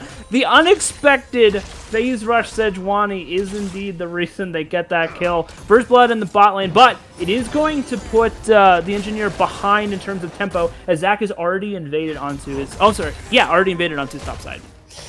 Yeah, that's going to be rough for Engineer in terms of it getting into those levels that the Sejuani really wants to see. Now, Boots will get him there a bit faster to see that the blue buff is gone, so you know what? Like, gotta look on the bright side. Man, that was such a just comedy of errors. Like, Maokai level 1 is such an obvious plan. There's going to be a sapling in that bush every single time. Just don't walk that way. Walk below Krugs. It's not that hard. And then the fact that Sergi and League Survivor decided to stay when they jungler did not start on their side of the map was just so ridiculous to me. Like, I don't know. They must be feeling a little bit jarred after game 1, wanting to get as much in their pockets as possible, because that was just hard greed out of both sides for no reason. I have seen at least 3 cannons missed as well, so it's safe to say that not everybody is on their game right now. Nice little move by Derwolf to kind of bait Jax into range. That's one thing that's really fun to do with the Ornn, is just bait people with your... Oh, that's a jump already out too. There's the oh, he's got grass proc available. Chooses not to continue. Maybe not enough man. I don't know. He should have had Q up in a couple of seconds. He knows Sedge is topside. Oh, that's also true. That's also. I think he thought he was getting baited. See, this is why I die. This is why I was first blood in all 3 of our Clash games last week. Hey, we won all 3 of those. We Clash did win, games, and I solo killed him back. Blood. But I definitely die a lot too early. I get baited a lot. Good on the Jackson not getting, or the Ornn, excuse me, not to get baited in. He also has the wave in a good spot right now, so he may not even have to blow TP. Jax should have blown TP. He is not. So, oh, I'm sorry. Is it bouncing the other direction? It is bouncing. No, okay, it's coming never mind. Jax. Werewolf should have teleported. Jax did the right thing. He got the push and the bounce. Doesn't matter too much. Early Dragon is going to be a Hex Tech. So probably it's a pretty decent dragon. We might get some action around it, especially considering how early Gorilla was interested in those last game. You can see, though, the lane has been much better for Instinct this time around. Obviously, that early kill helped out quite a bit, but is gaining a little bit of a CS advantage in addition to just kind of the lane presence that comes from that early kill. Absolutely. You know what? We're gonna break the 4th wall because I'm lazy and this has already been scuffed. My everything broke as it usually does. Rhino, for the love of God, press U and then Control Shift Z and scroll out a little bit. Okay. That's in a little bit. Yeah. Try well, out. I had it on and then you told me to turn it off. How's that? There we go. Do you see things now? I can zoom. Yeah, that we don't need to go that far out, but you know what? We're okay. Phase Rush hasn't been procced yet. There it goes. Is going to zoom off. All right, so Rune Choice coming in handy for a minute here. But Corki did start with the Cull and really is not going to be punished much for it. So that is a nice play here. You can see Jax taking the counter strike. It's really nice when you can use it to obviously bait. You get minion attacks, and then your damage increases based on how many attacks you've dodged. But Ornn's gonna rush the Bramble here and try to get a Cole also for the Jax. So we're just yeah, he's forced to use the flash there. Good jump over the wall from the Zac. Has 3 levels in that E now. It's a lot of damage coming out of Ornn. I'm telling you, man, this matchup is rough for a while for the Jax. It is. Absolutely is. It will take a while before the Jax is able to outscale at least. Sejuani goes in. Oh, it still tags. Away. Yeah, from the Ash. Did you get the root down? Maokai is just stunned forever. And Instinct going to be donated a kill as well. So they're trying to get mid lane ahead, RPS, but in the end, their bot lane is going to be struggling a little bit. And this is a big lead right now for the Zeri. They aren't going to be able to collapse over on a gorilla mode here, maybe. He's forced to use the smite on the crab. Just going to get poked out here and jump away. But that is going, with the elastic slingshot down, that means that Dragon can be started, and it looks like an early lead going to EDE. As something I did not notice, Lobster Jesus did go for the cleanse this game, so there's not going to be any package teleports, there's not going to be any quick returns to lane. Now, not really going to get pushed out of lane by Dogman anytime soon, but never going to have that option if a gank should arise or if something goes poorly for him, and that's something to keep a little bit track of. The Dragons this game are absolutely an investment for the late game. Hextech is probably the worst first dragon in terms of the stats it gives you when you take it. Now, it will scale harder than any of the other dragons, Infernal included, but for right now, it is absolutely a piece of garbage, and you're getting Cloud second. Good news is, you're getting a very impactful soul, so EDE investing into the future's mobility scooters, still taking a lot of hurt up in this top side. Up in CS though, so not everything's going poorly for him. He's had pretty good wave control too. He's able to keep it mostly on his side of the map, as you do see Corki finally getting those rockets, able to now his ability to kind of control the lane is a lot better than it was before. Jax doesn't have any real items yet. He finally went back and got a Sheen, but he has a Cole and a refillable to start, which is just not a great start, as you can see. Oh, that ward XP gave the engineer 6. This could be really big. They don't know that he's there. He's going to want to get that gank off. They know there's vision there. I don't think Maokai threw a sapling in that bush yet, but they are playing safe just in case. Doesn't look like they're going to get punished. Yeah, they're going to stay at the max volley range and not walk up too far. The Maokai, you can see 2 levels down, but it has mounted to Surgy, getting a bit of an EXP lead over Instinct. Sornad's not leaving the lane whatsoever, and that's going to be just fine for now. So we see more trading in top lane. Looks like Scooter's going to be able to win this one out. Doesn't actually want the extended trade. Does not know where Gorilla Mode is. Hasn't been seen on the map in a while, and honestly has just been power farming a empty refillable pot at 9 minutes into the game. Gorilla Mode not making the trip back to base to grab anything. Here we go. They're going to engage onto the Ornn here. Sejuani's here. Oh, nice interrupt on the knockup too. He could call ultimate, but it just isn't going to matter. They're trying to feed this to the Jax. That is going to go over to the Bomb Cinder of the Sejuani though. Now that they know where the jungler is, they're going to engage bot lane. But a very short range arrow onto the support. Not exactly what they were looking for. Still, we have Gorilla down here. May want to make like a tower dive. However, it just seems so risky when you don't have ultimates yet for the Maokai. Yeah, just a lot of... The Instinct's just going to be able to clean all this up under turret for the most part.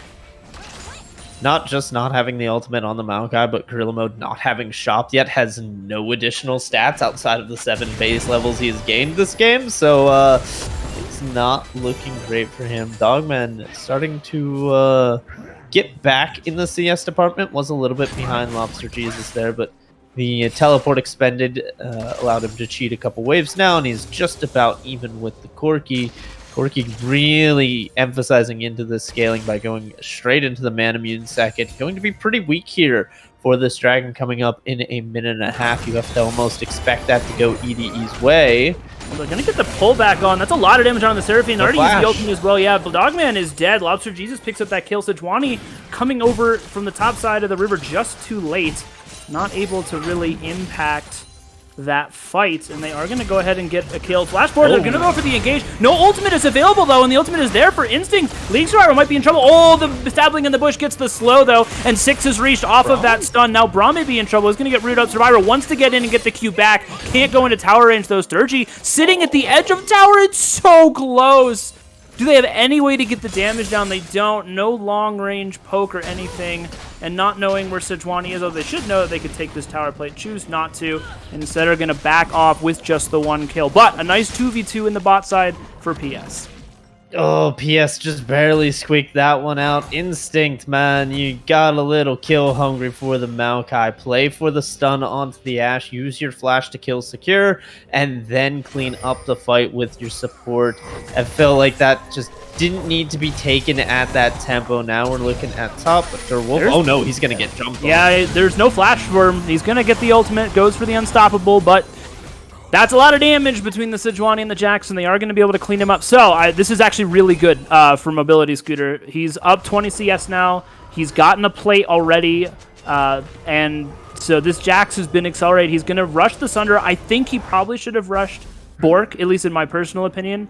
As good as Sunderer is, I think that's really... There's the package. It's going to knock Dogman the wrong way, right into the Sejuani. There's the Encore. Cleanse immediately comes out. Now Engineer might be in trouble. Is forced to flash away. He's ticking, and he is going to go down. Picked up by the final rocket from Lobster Jesus. So 2-0 on this. Corky now with the Dragon online as well. They're going to be able to slow this stacking, and they're going to be able to get some extra gold on their key carries. So nice plays coming out in response from Peak Slayers. Yeah, the bot lane coming onto the map first, tied with that package. Sergi, just barely I don't know how. I no idea how that didn't proc from passive, but I'm not. I'm sure Sergi is not complaining about it, as he's going to continue to scale now. Darewolf. So now you can see with. Oh, it actually doesn't quite have the Sunder completed. Nope, gonna get that plate. Yeah, once the plate, I can't blame him for that. I think that should give him the Sunder because he is not taking back the lane. He's also somewhat close to finishing the cull, and he's at pretty good HP, so he's probably okay. We see Gorilla Mode back bot lane here. He's going to go ahead for the engage. Flash from Instinct immediately. Must not have had the dash available. They're going to try to get onto the Braum. Still has the shield available, though. A lot of damage down. Triple knockup from the Braum ultimate. And now Gorilla Mode in trouble. He's going to get knocked into the passive. Not quite going to kill. Meanwhile, Sejuani is top lane with the Rift Herald. They're trying to get the exact globs. They're going to be able to do it as Sergi just doesn't do enough damage. They're going to get the root down onto the... Oh, that's great knockback. Sergi flashes into the bush to drop vision. And it's a 1-for-1 in the bot side of the map. Everybody is so low. But it is going to be another kill going over to this Ashe. Was that a spectator bug, or what happened with the Zeri W that it just popped so far south? I think he missed the target, and so it jumped over into the wall. So somebody moved out of the way. So close. If that W lands onto Sergi, that is a triple kill for Instinct. EDE, the slimmest margins changing in this bot lane goes their favor, but they're still holding on quite well. 2-2 and a CS lead for Instinct. Sornats hasn't gone down yet, and the rest of the map is kind of holding their own. Now the Engineer is spending a lot of time ganking this bot lane, has fallen behind in farm, but he's given that over to the top laner, a 30 CS lead. Gonna be closer to 20 after Ornn picks up these minions, but Jax is finally going back.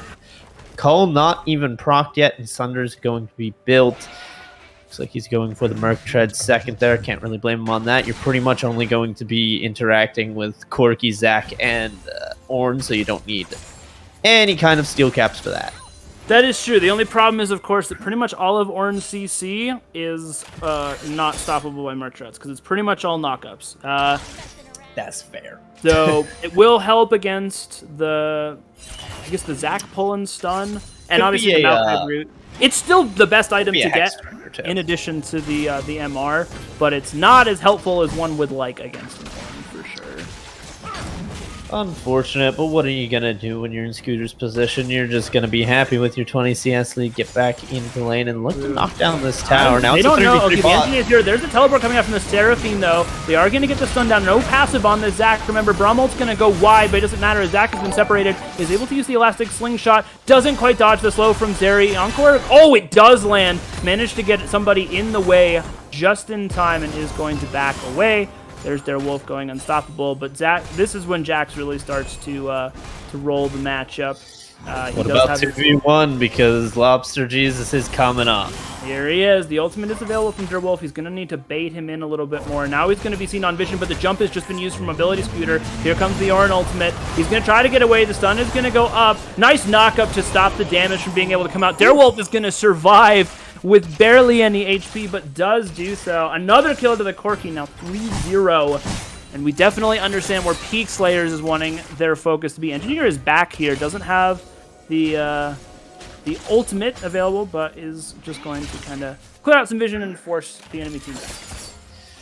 All right, we got a dragon coming up in a minute and a half, so let's kind of take stock of where we are. Corki hasn't really hit his break points, but getting very, very close. 3-0 as well. This drag fight not going to be his highlight, but the one after one will be really when we're looking at Lobster Jesus. When we're taking a look at this fight, it's going to be more around this Ashe, who already has the mythic item completed, and more around the front line and what they can do for their backline members. That being said, EDE has advantageous item buys as well as positioning on the map with V-Surgy going to go here down comes the very Jax. quickly. He did not see that teleport coming in, and she has no flash. She has nowhere to go. They're going to feed it over to Instinct. They're going to dive on a Dogman, though. That pivotal team fight ult will be down for this dragon. Maokai's super low, though. I don't know if they're going to be able to fight it. 30 seconds will be enough time for those players to respawn. Dogman will not have TP, and neither will be Ashe. Meanwhile, Ornn's going to get some time on this top turret. Might be able to take it down, and it looks like teams are deciding to swap. Looks like Zach really would like to go for the Rift Herald as opposed to the Dragon, but he may not be allowed to as the Engineer's here. Engineer and Scooter up here. Yeah. Nothing more going to happen, just a little bit of poke with the passive. And they're pinging out Dragon now, so I don't know if they're deciding now to go for it. Vision, look at the vision control right now for emotional damage energy around this dragon. 2 deep wards, in addition to a pink in the pit. They are in a very good position. Now, Ornn has TP, Jax does not. So this could turn into a 5v4 if Peak Slayers are able to play their cards right. They're getting some vision clear now. They're going to clear out those deep... Or actually, there is still one behind, but there's no TP, so it doesn't matter too much. Jax is just going to kind of look to stop up this Ornn. That's not a great trade for Derwolf. He might be in trouble here. Gonna take a pretty good chunk of change from that from the R passive coming off of the Jax, and now the dragon is being started. They know that Ornn can TP, and Jax is already walking down. Looks like he's just gonna take the Rift Herald solo. No, Steel goes in, and Engineer's gonna grab it. Huge pick. They're going to get the charm onto 3, but I think they really just want to take the dragon. They will cost them their jungler, but that second drag is huge. Barely goes wide. Valkyrie in from Lobster Jesus as well, but I don't think they're going to be able to pick up any kills off of this just yet, as Jax is going to Maybe a dive. Oh, there may be a dive. Here comes here. Immediate heal and flash from Instinct is going to pop the ultimate and try to jump away. The Maokai coming in out of nowhere is going to fall as well. A little bit sloppy here. I feel like not quite sure what they wanted to do were Peak Slayers, and they are going to get punished for it, lose their support. It's a kill for a kill, but the Dragon and the Herald go the way of emotional damage energy. Mobility Scooter able to pick up the Herald solo on the top side. That tower of his did go down, but you have to think Jax with Divine Sunder and Herald in pocket is certainly going to get that tower back in no time at all. Instinct having to blow a lot of summoners to stay alive mid, but gets a kill in return, and there's Corki Rockets. Ludens and Merman are just about to be completed. Lobster Jesus is the miracle maker right now for Peak Slayers. If you are a Peak fan, you need to keep your eyes on that man in team fights, because he's going to be the one getting all of the work done. I do agree. I was going to ask you about his build, though. He's chosen to go for the poke-heavy build as opposed to the more scaling, kind of crit-oriented build. I was expecting the crit build in terms of like how I was judging the Corki scaling. What do you think about this kind of poke version of the Corki into the team comp the EDE have? I'm personally not a fan of it. I think the AD build is better in just about every, if not every single situation. I know some much better mid laners than me share that opinion, but they're about the same rank as the players in these games. I was going to take that one away from Instinct. They're going to get the Maokai saplings are going to come through, but good block on the ultimate, and Maokai not getting a whole lot done. He did go for the Imperial Mandate, so a little bit of extra damage with those saplings, as well as the vision control that comes from them. But 3 deaths means he just hasn't been able to stay quite as safe as I'm sure he would like. Now they're trying to put pressure down onto this mid lane turret with 4 members here. Meanwhile, Jax is split pushing onto the top side. Sejuani is up, stealing camps and rotating over to him. They're going to try to get... Oh, this isn't so good. He took aggro. Yeah, he did take aggro. Oh, the knock from the Rift Herald actually saved their Wolf. Was not able to get the second clap onto him. He is going to be in trouble here. Has the Hex Drinker, though, to keep himself alive. To do this? I don't know. Sunder is a lot, but it's not that much. Okay, he is going to go down. Lobster G just poking out at the rest of the team over the wall. And that will be that. Jax not to the the timing between the Rift Herald getting aggro and when the last minion died was not quite there, and Jax is going to fall. Okay. So at the end of things, a very small window means Mobility Scooter is going to go down. There's going to be pressure on the ED mid lane, but they don't lose too much. They're going to be jockeying over this next dragon potential. And I'm going to be keeping my eyes on Lobster Jesus, because no teleport means this package is going to be harder and harder to bring to each dragon fight. The last dragon fight happened pretty well after spawn, and if I'm EDE, I definitely want to rush this dragon on spawn, because it's going to make it very hard for Lobster Jesus to have the package timer. True. Keystone for Jax, by the way, is Lethal Tempo, for someone asking in chat. Ah, yes. It's definitely right now, so it's a much more scaling rune than like the Conqueror. It does mean that he expects team fights to go on long enough for him to get fully stacked. And frankly, with an Ornn and a Zac, I can't blame him for that. I think it is a good choice here. Pretty good in the 1v1 once you can get it stacked up as Just well. Not going Boric, by the way. I gotta be honest, I'm not a huge fan, especially when you're into literally an Ornn and a Zac, who are 2 of the hard. Maybe Sion is kind of the holy trinity of, and I guess Tom Kench is in there too. But like in terms of HP stackers, you are looking at the cream of the crop, 2 of the cream of the crop on the enemy team, and no Borg. It's so much sustain for you too. Like it's a very good item. I feel like he should probably go for it, but is choosing not to. I'm guessing he's going for the split push item again. Hullbreaker. Hullbreaker, possible. Baron is going to be started here. Ornn, they know this is going on. So Jax is nowhere near a tower. This is kind of just... Wait, dragon spawning. What are they doing?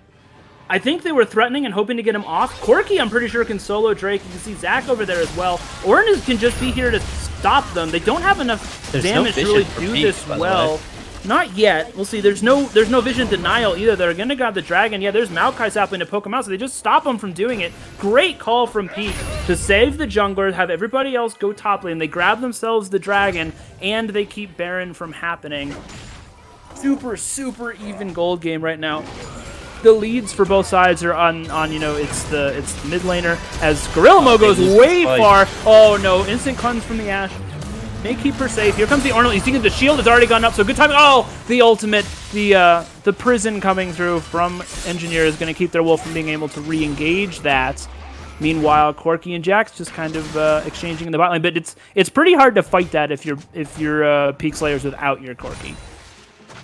Absolutely. I don't know what the Elastic Slingshot was doing there. Gorilla Mode's going to lose his flash, and I don't know if taking the dragon and just embolden him with a confidence of 1,000 men, but you definitely gotta be careful there, buddy. All your damage is in the bot lane, and EDE, I'm really not sure what the thought process was on that trade. I feel like you've just got to be looking at these dragons. Yes, it's hard to fight into the package. That's pretty much all you're fighting into. This Ashe is in such a power trough right now. The Zac and Ornn really not doing a lot outside of their crowd control.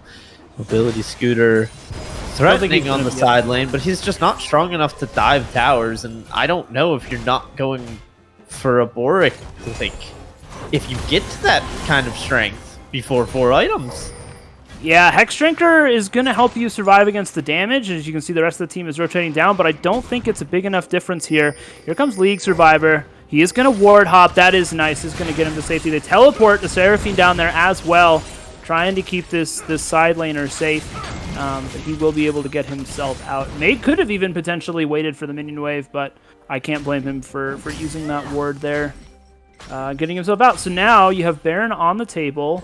Vision control is kind of all over the place right now. You do have some pretty decent wards for Peak Slayers. It seems like they have their own jungle pretty well controlled and a little bit to protect their bot side. But very tight game. We're less than 500 gold apart, which is just kind of crazy to think about. Very, very close in the gold values, but split in very different places. Instinct holding a lot for EDE and Lobster Jesus. That damage onto Engineer, you can see where all the gold is for Peak Slayers. 3 items on the Corki is absolutely absurd. And really comes to the fact that he's got the 50 CS lead up on Instinct. It's a large portion of that gold lead coming out. So nice on him to find the side lane CS when possible. Nearly 10 a minute, which is really impressive. Nice engage. The Maokai's going to get the root down. Instinct is going to pop the ultimate. Is it going to be enough? Ticking to the burn and will die. Sornad's also likely to go down. No. Going to get himself away with the flash. Nice engage there coming through. I don't know where the Maokai was. I think he flashed over one of the pits to get himself behind them so he could get the knockback and then the ultimate from behind as well. But overall, you see Dare Wolf just having a rough time now. Ultimate still a build for the Jax. He may be able to dive this if he can get the turret down, especially. And then he wouldn't have to dive, I guess. And Grillamo is going to go in. They are going to throw the Frozen Prison. Isn't going to catch anything yet. League Survivor, very close to being tagged up with the Sejuani passive, but is still fine. And they got him off Baron, and that's the big Dogman. I think he expected them to kind of engage in through that bush. Didn't find anything. Lobster Jesus gets slowed. Not gonna have the. Not gonna have the Instinct still on the way. They're not feeling more than just. Air Wolf is in trouble here. No mana. He's just used a bunch of it. He can call the ultimate, but that's all he can get here. That's a good hop, but it's a little bit too early. He's gonna get knocked up, and now you have the Maokai here. Flash doesn't get the stun from Mobility Scooter. He's gonna have to run himself away. And that will be all for that fight. Does get the flash from both top laners, but man, I'm telling you, if he had Blade of the Ruined King, I know. Feels like a broken record, but the item's just so darn good. All right, we do get some ornaments now. Lobster Jesus getting the first one as well. He should. Is up about 20 CS right now, and has an awful lot of gold in his pocket, going for the Void Staff as his 4th item. In addition to a Dark Seal picked up, that only has 4 stacks on it. Dragon in 20 seconds. See how teams prepare. Boy.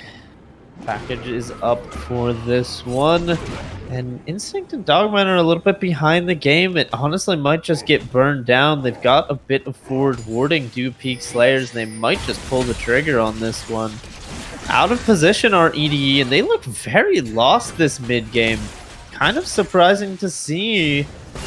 And I think this is just going to be another steal attempt out of Engineer. They're so out of position to fight this.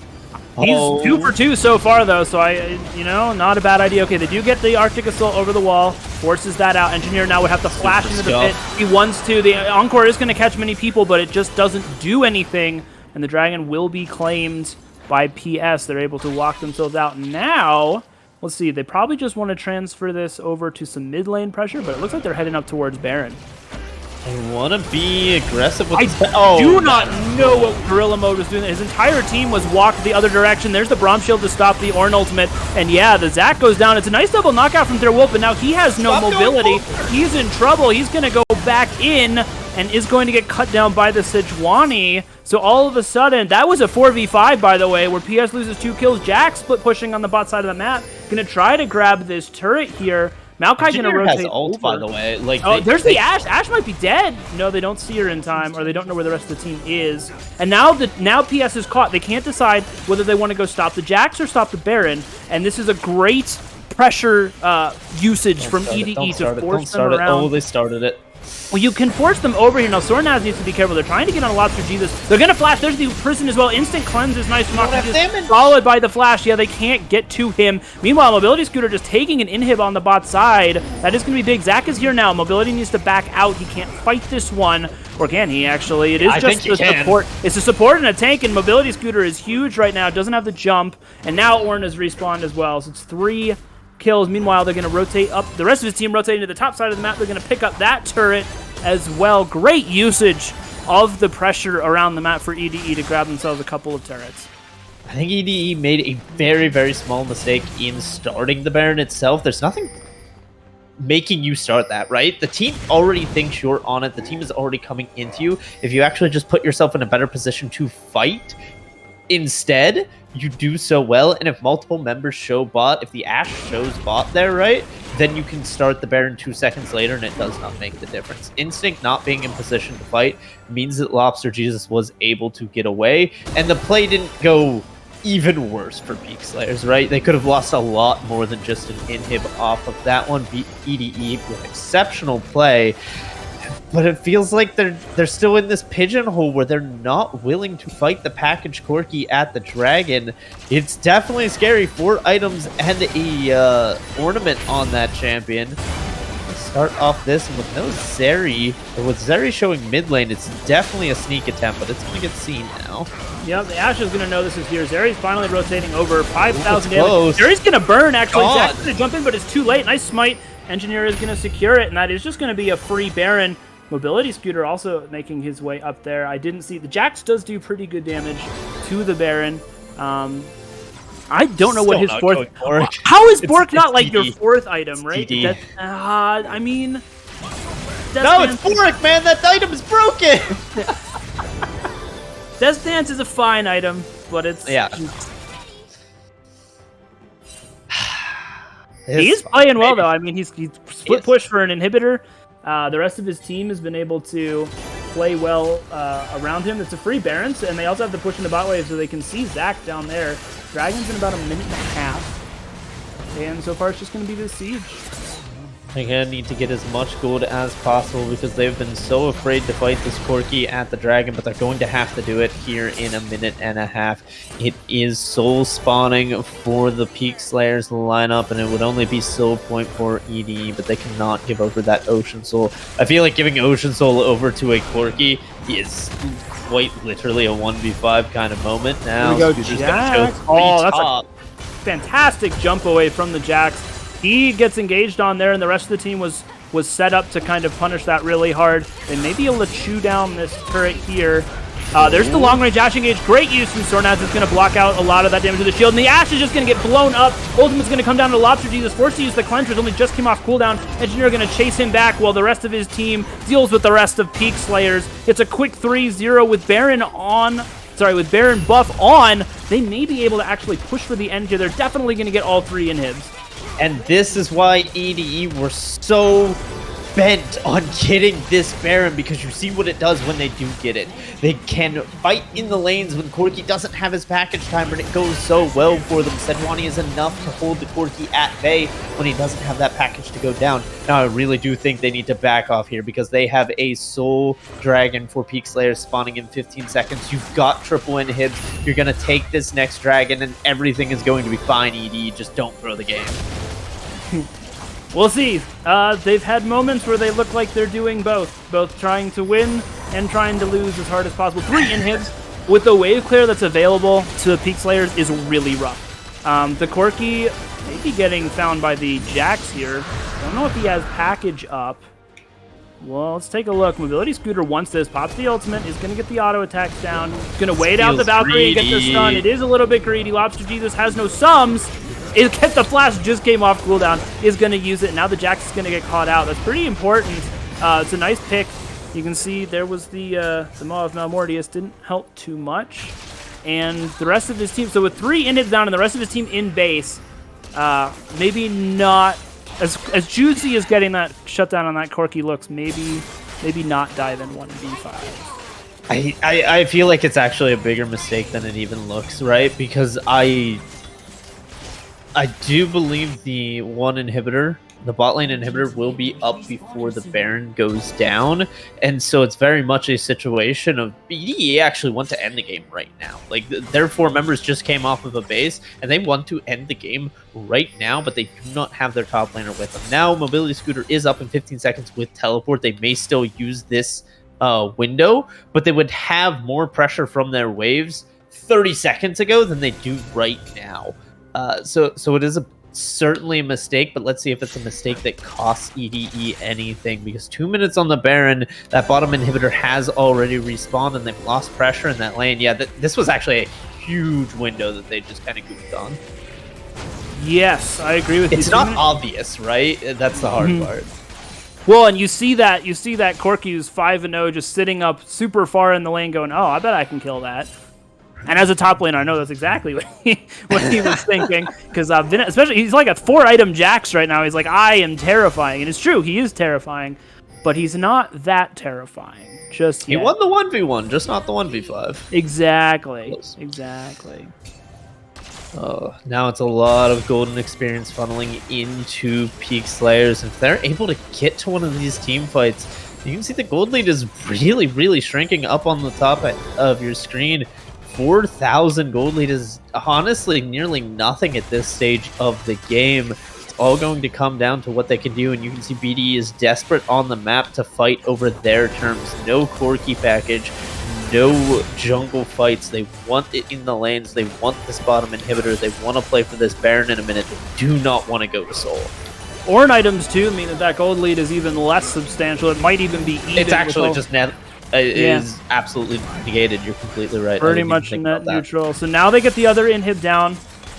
45 seconds on Baron. They're going to have to leave someone to deal with these waves. Now, Ashe is almost level 16. Very, very close here. Corki is 18, which is really big. So a lot of levels coming. They just want to fight, though. They're not really backing off and forcing decisions. That's a big damage. A lot of damage for a W. For a Zeri W, yeah, that is quite a bit.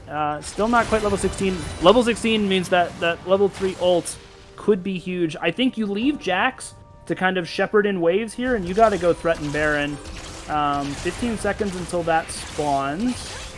And they're just kind of clear out all the jungle camps, make sure there's no... But with all of the super minions, I don't feel like jungle camps were really super high priority. And now, with them cleared, it looks like they are moving forward to check out this. But you still have Ashe to check for vision, though, as well as... You really don't need to start this Baron. I think you just sit in the jungle, and if they don't show on waves, then you just win the game through creeps.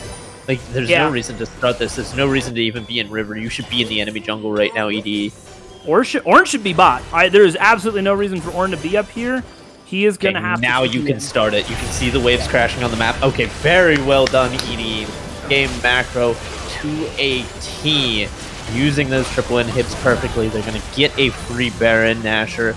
And now Soul is going to spawn in 1 minute. The game finally feels like it's culminating. 38 minutes of pure tension back and forth. I swear to God, if Jax doesn't back and buy at least a component to play to the Ruin King, I'm going to have no hair by the end of this cast.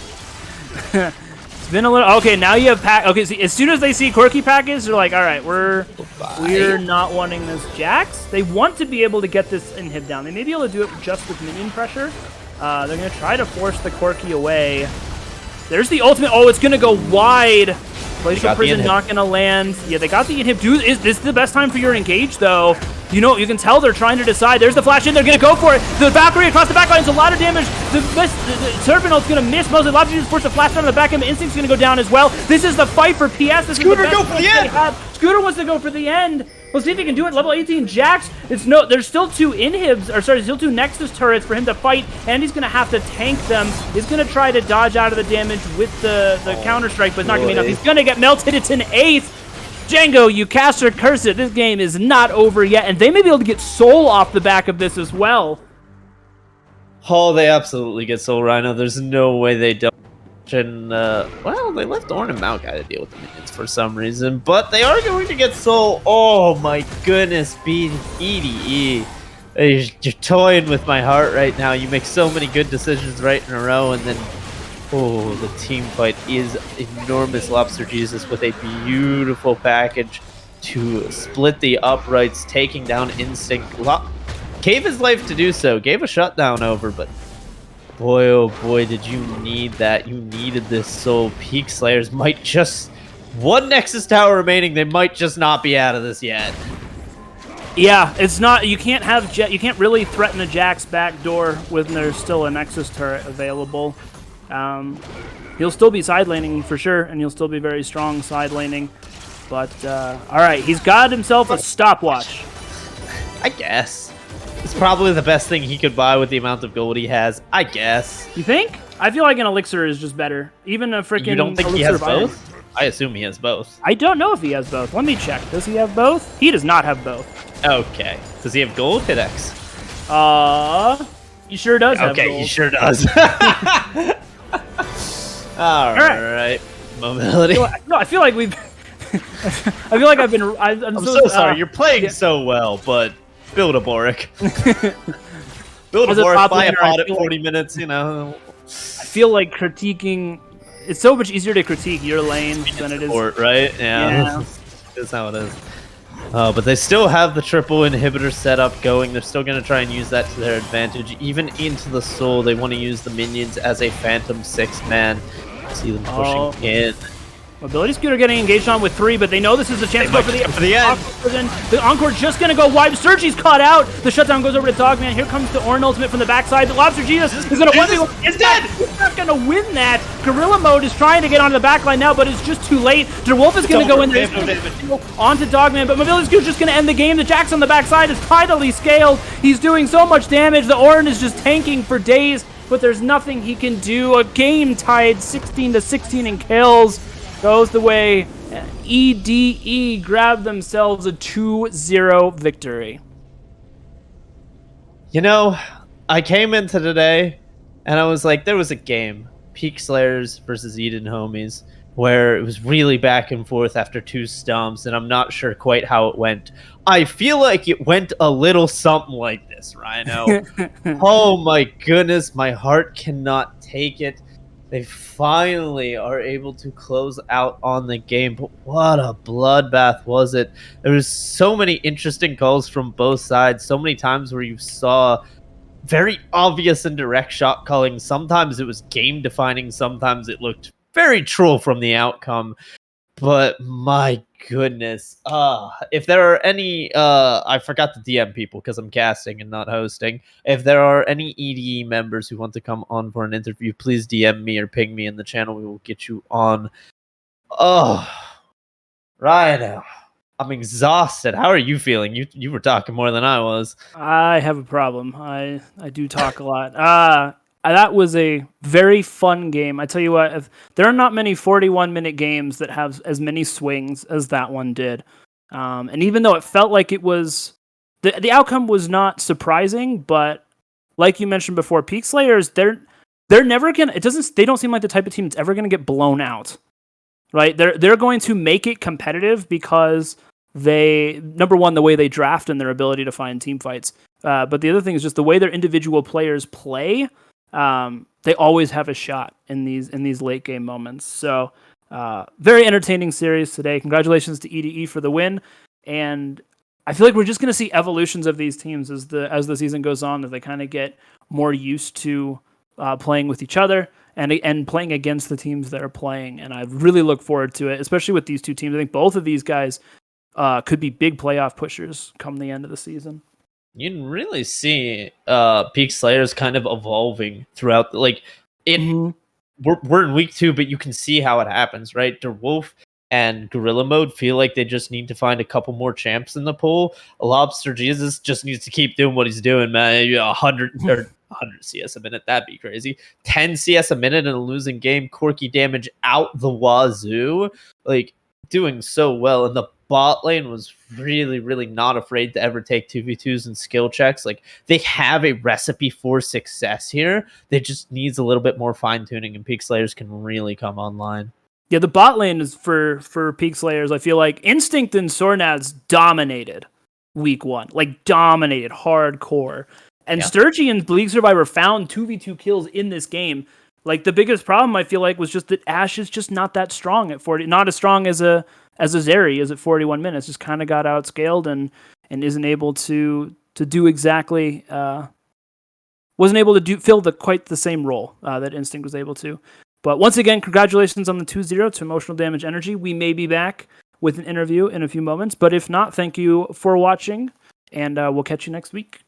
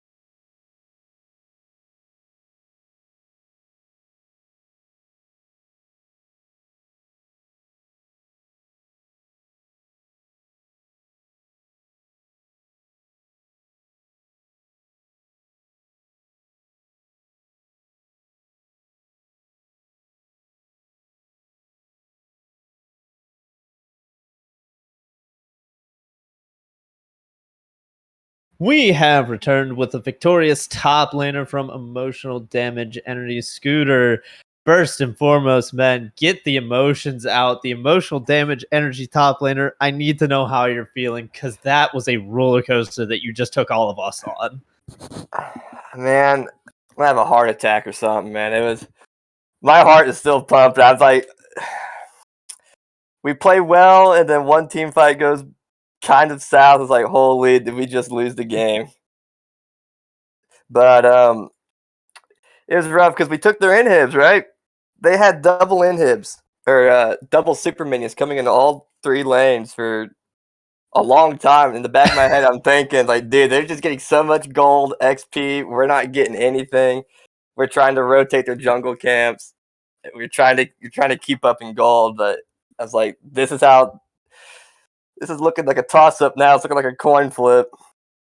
But man, it was a roller coaster. Well played to the enemy team as well, capitalizing on our mistakes.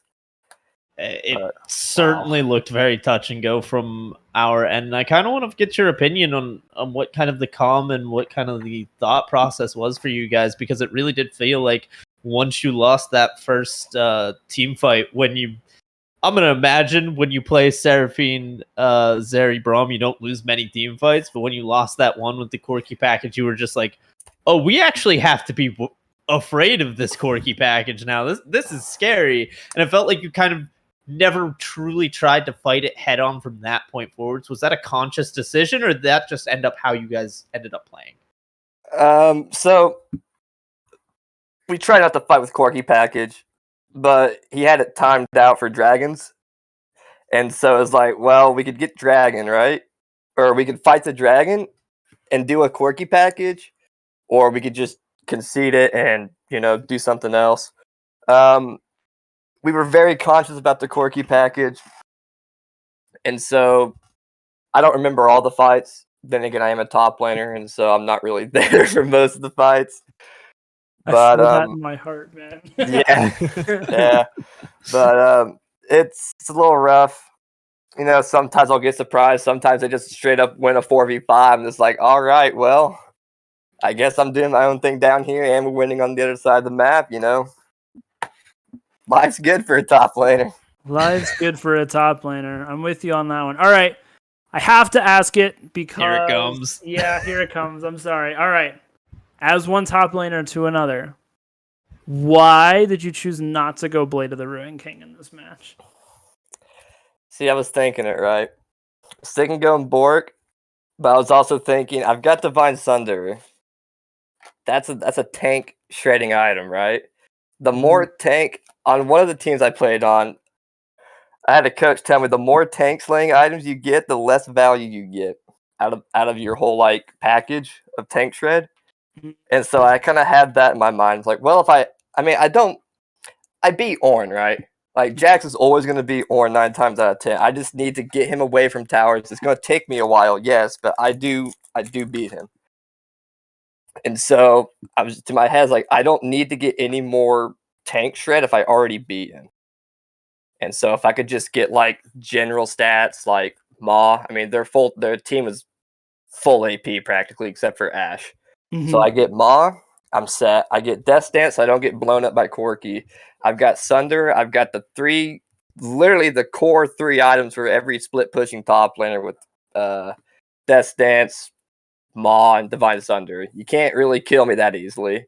So I'm drain tanking everything. Plus I've got the resistances and the health from Hullbreaker, and so I'm very difficult to deal with. That is true. You were quite tanky. I appreciate your candid response. What was the last item going to be? Had you thought that through? GA.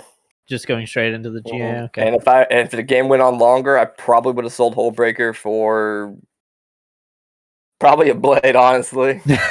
Either that or just another tank item.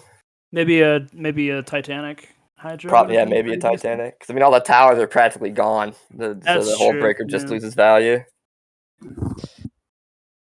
Oh, tell me a little bit about that the Ornn Jax matchup for you. Because for me, I play Ornn, I guess, so I've always viewed that as an Ornn favorable matchup until much later into the game.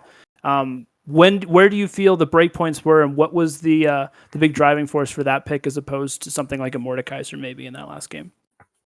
So I mean, if you look at my OP.GG, I play a lot of Jax. I play the Jax Ornn matchup a few times. I'm also my second most played champion is probably Ornn. So Okay. I know the combos. I know I've got some knowledge in both matchups. The thing is, if you W's, you can still fight, or once you get like one item, you can just fight constantly. Early on, it's kind of rough because Ornn's got a lot of damage. Mm-hmm. But a trick you could do as Jax against Ornn, if you W's, wait for your your E, your stun, and it actually blocks the empowered auto attack, and he can't hit you, and so he can't get that knockback and run away, and so you could just continue trading, and then as you stun him, you get like maybe one, or if you got a W, you get an auto reset and you Q away if you have it up, and so you just win the match, you just win the trade right there. And you do that a couple times, he can't walk up to the lane or he dies, and so that's kind of what I tried doing. I did notice you did. Sorry, continue. I mean, sometimes I did it. Other times it was unfortunate timing, but yeah, that's about it for that.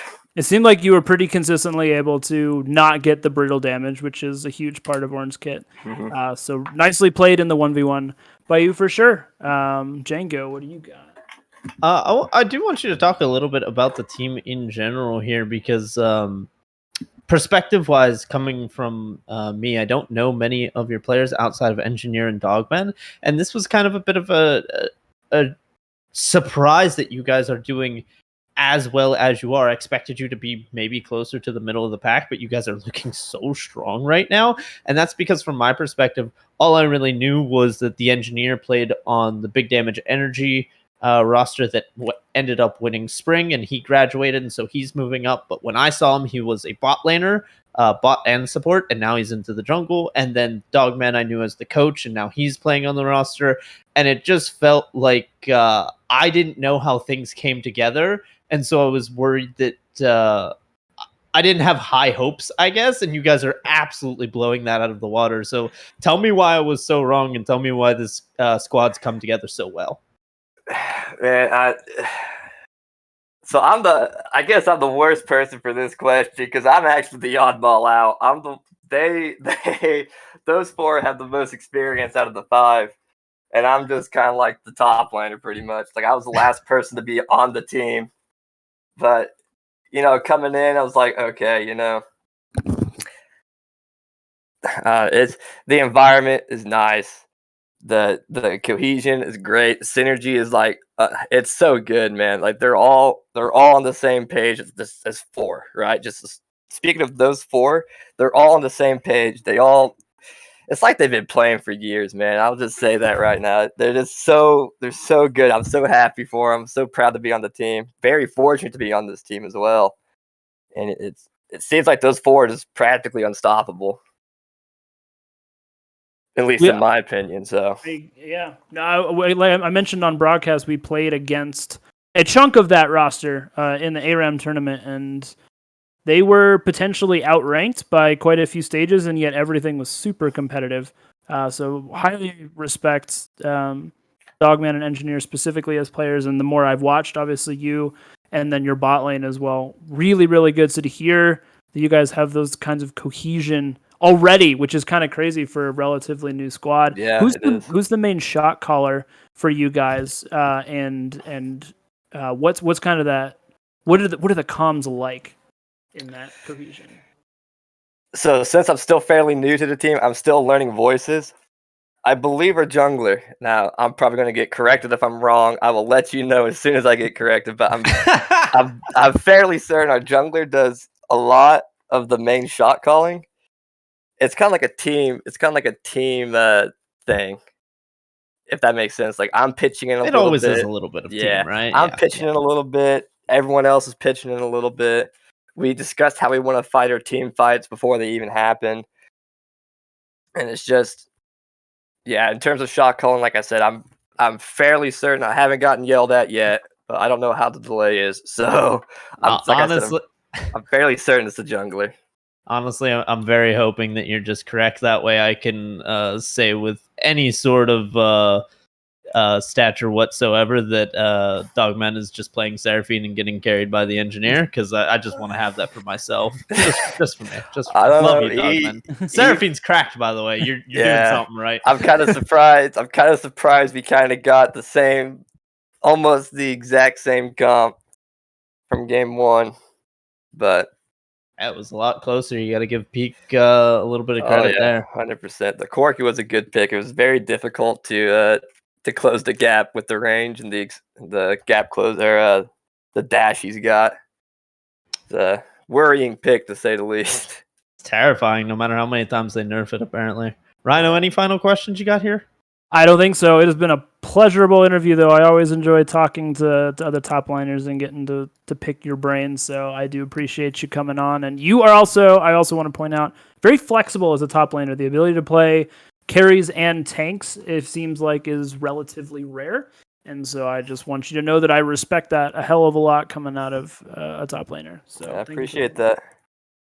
All right, well, as per usual, I like to open up the floor. If there's anything that you want to talk about that we haven't talked about, if there's any shout outs you want to give, now is the time to do it. You can say whatever you'd like.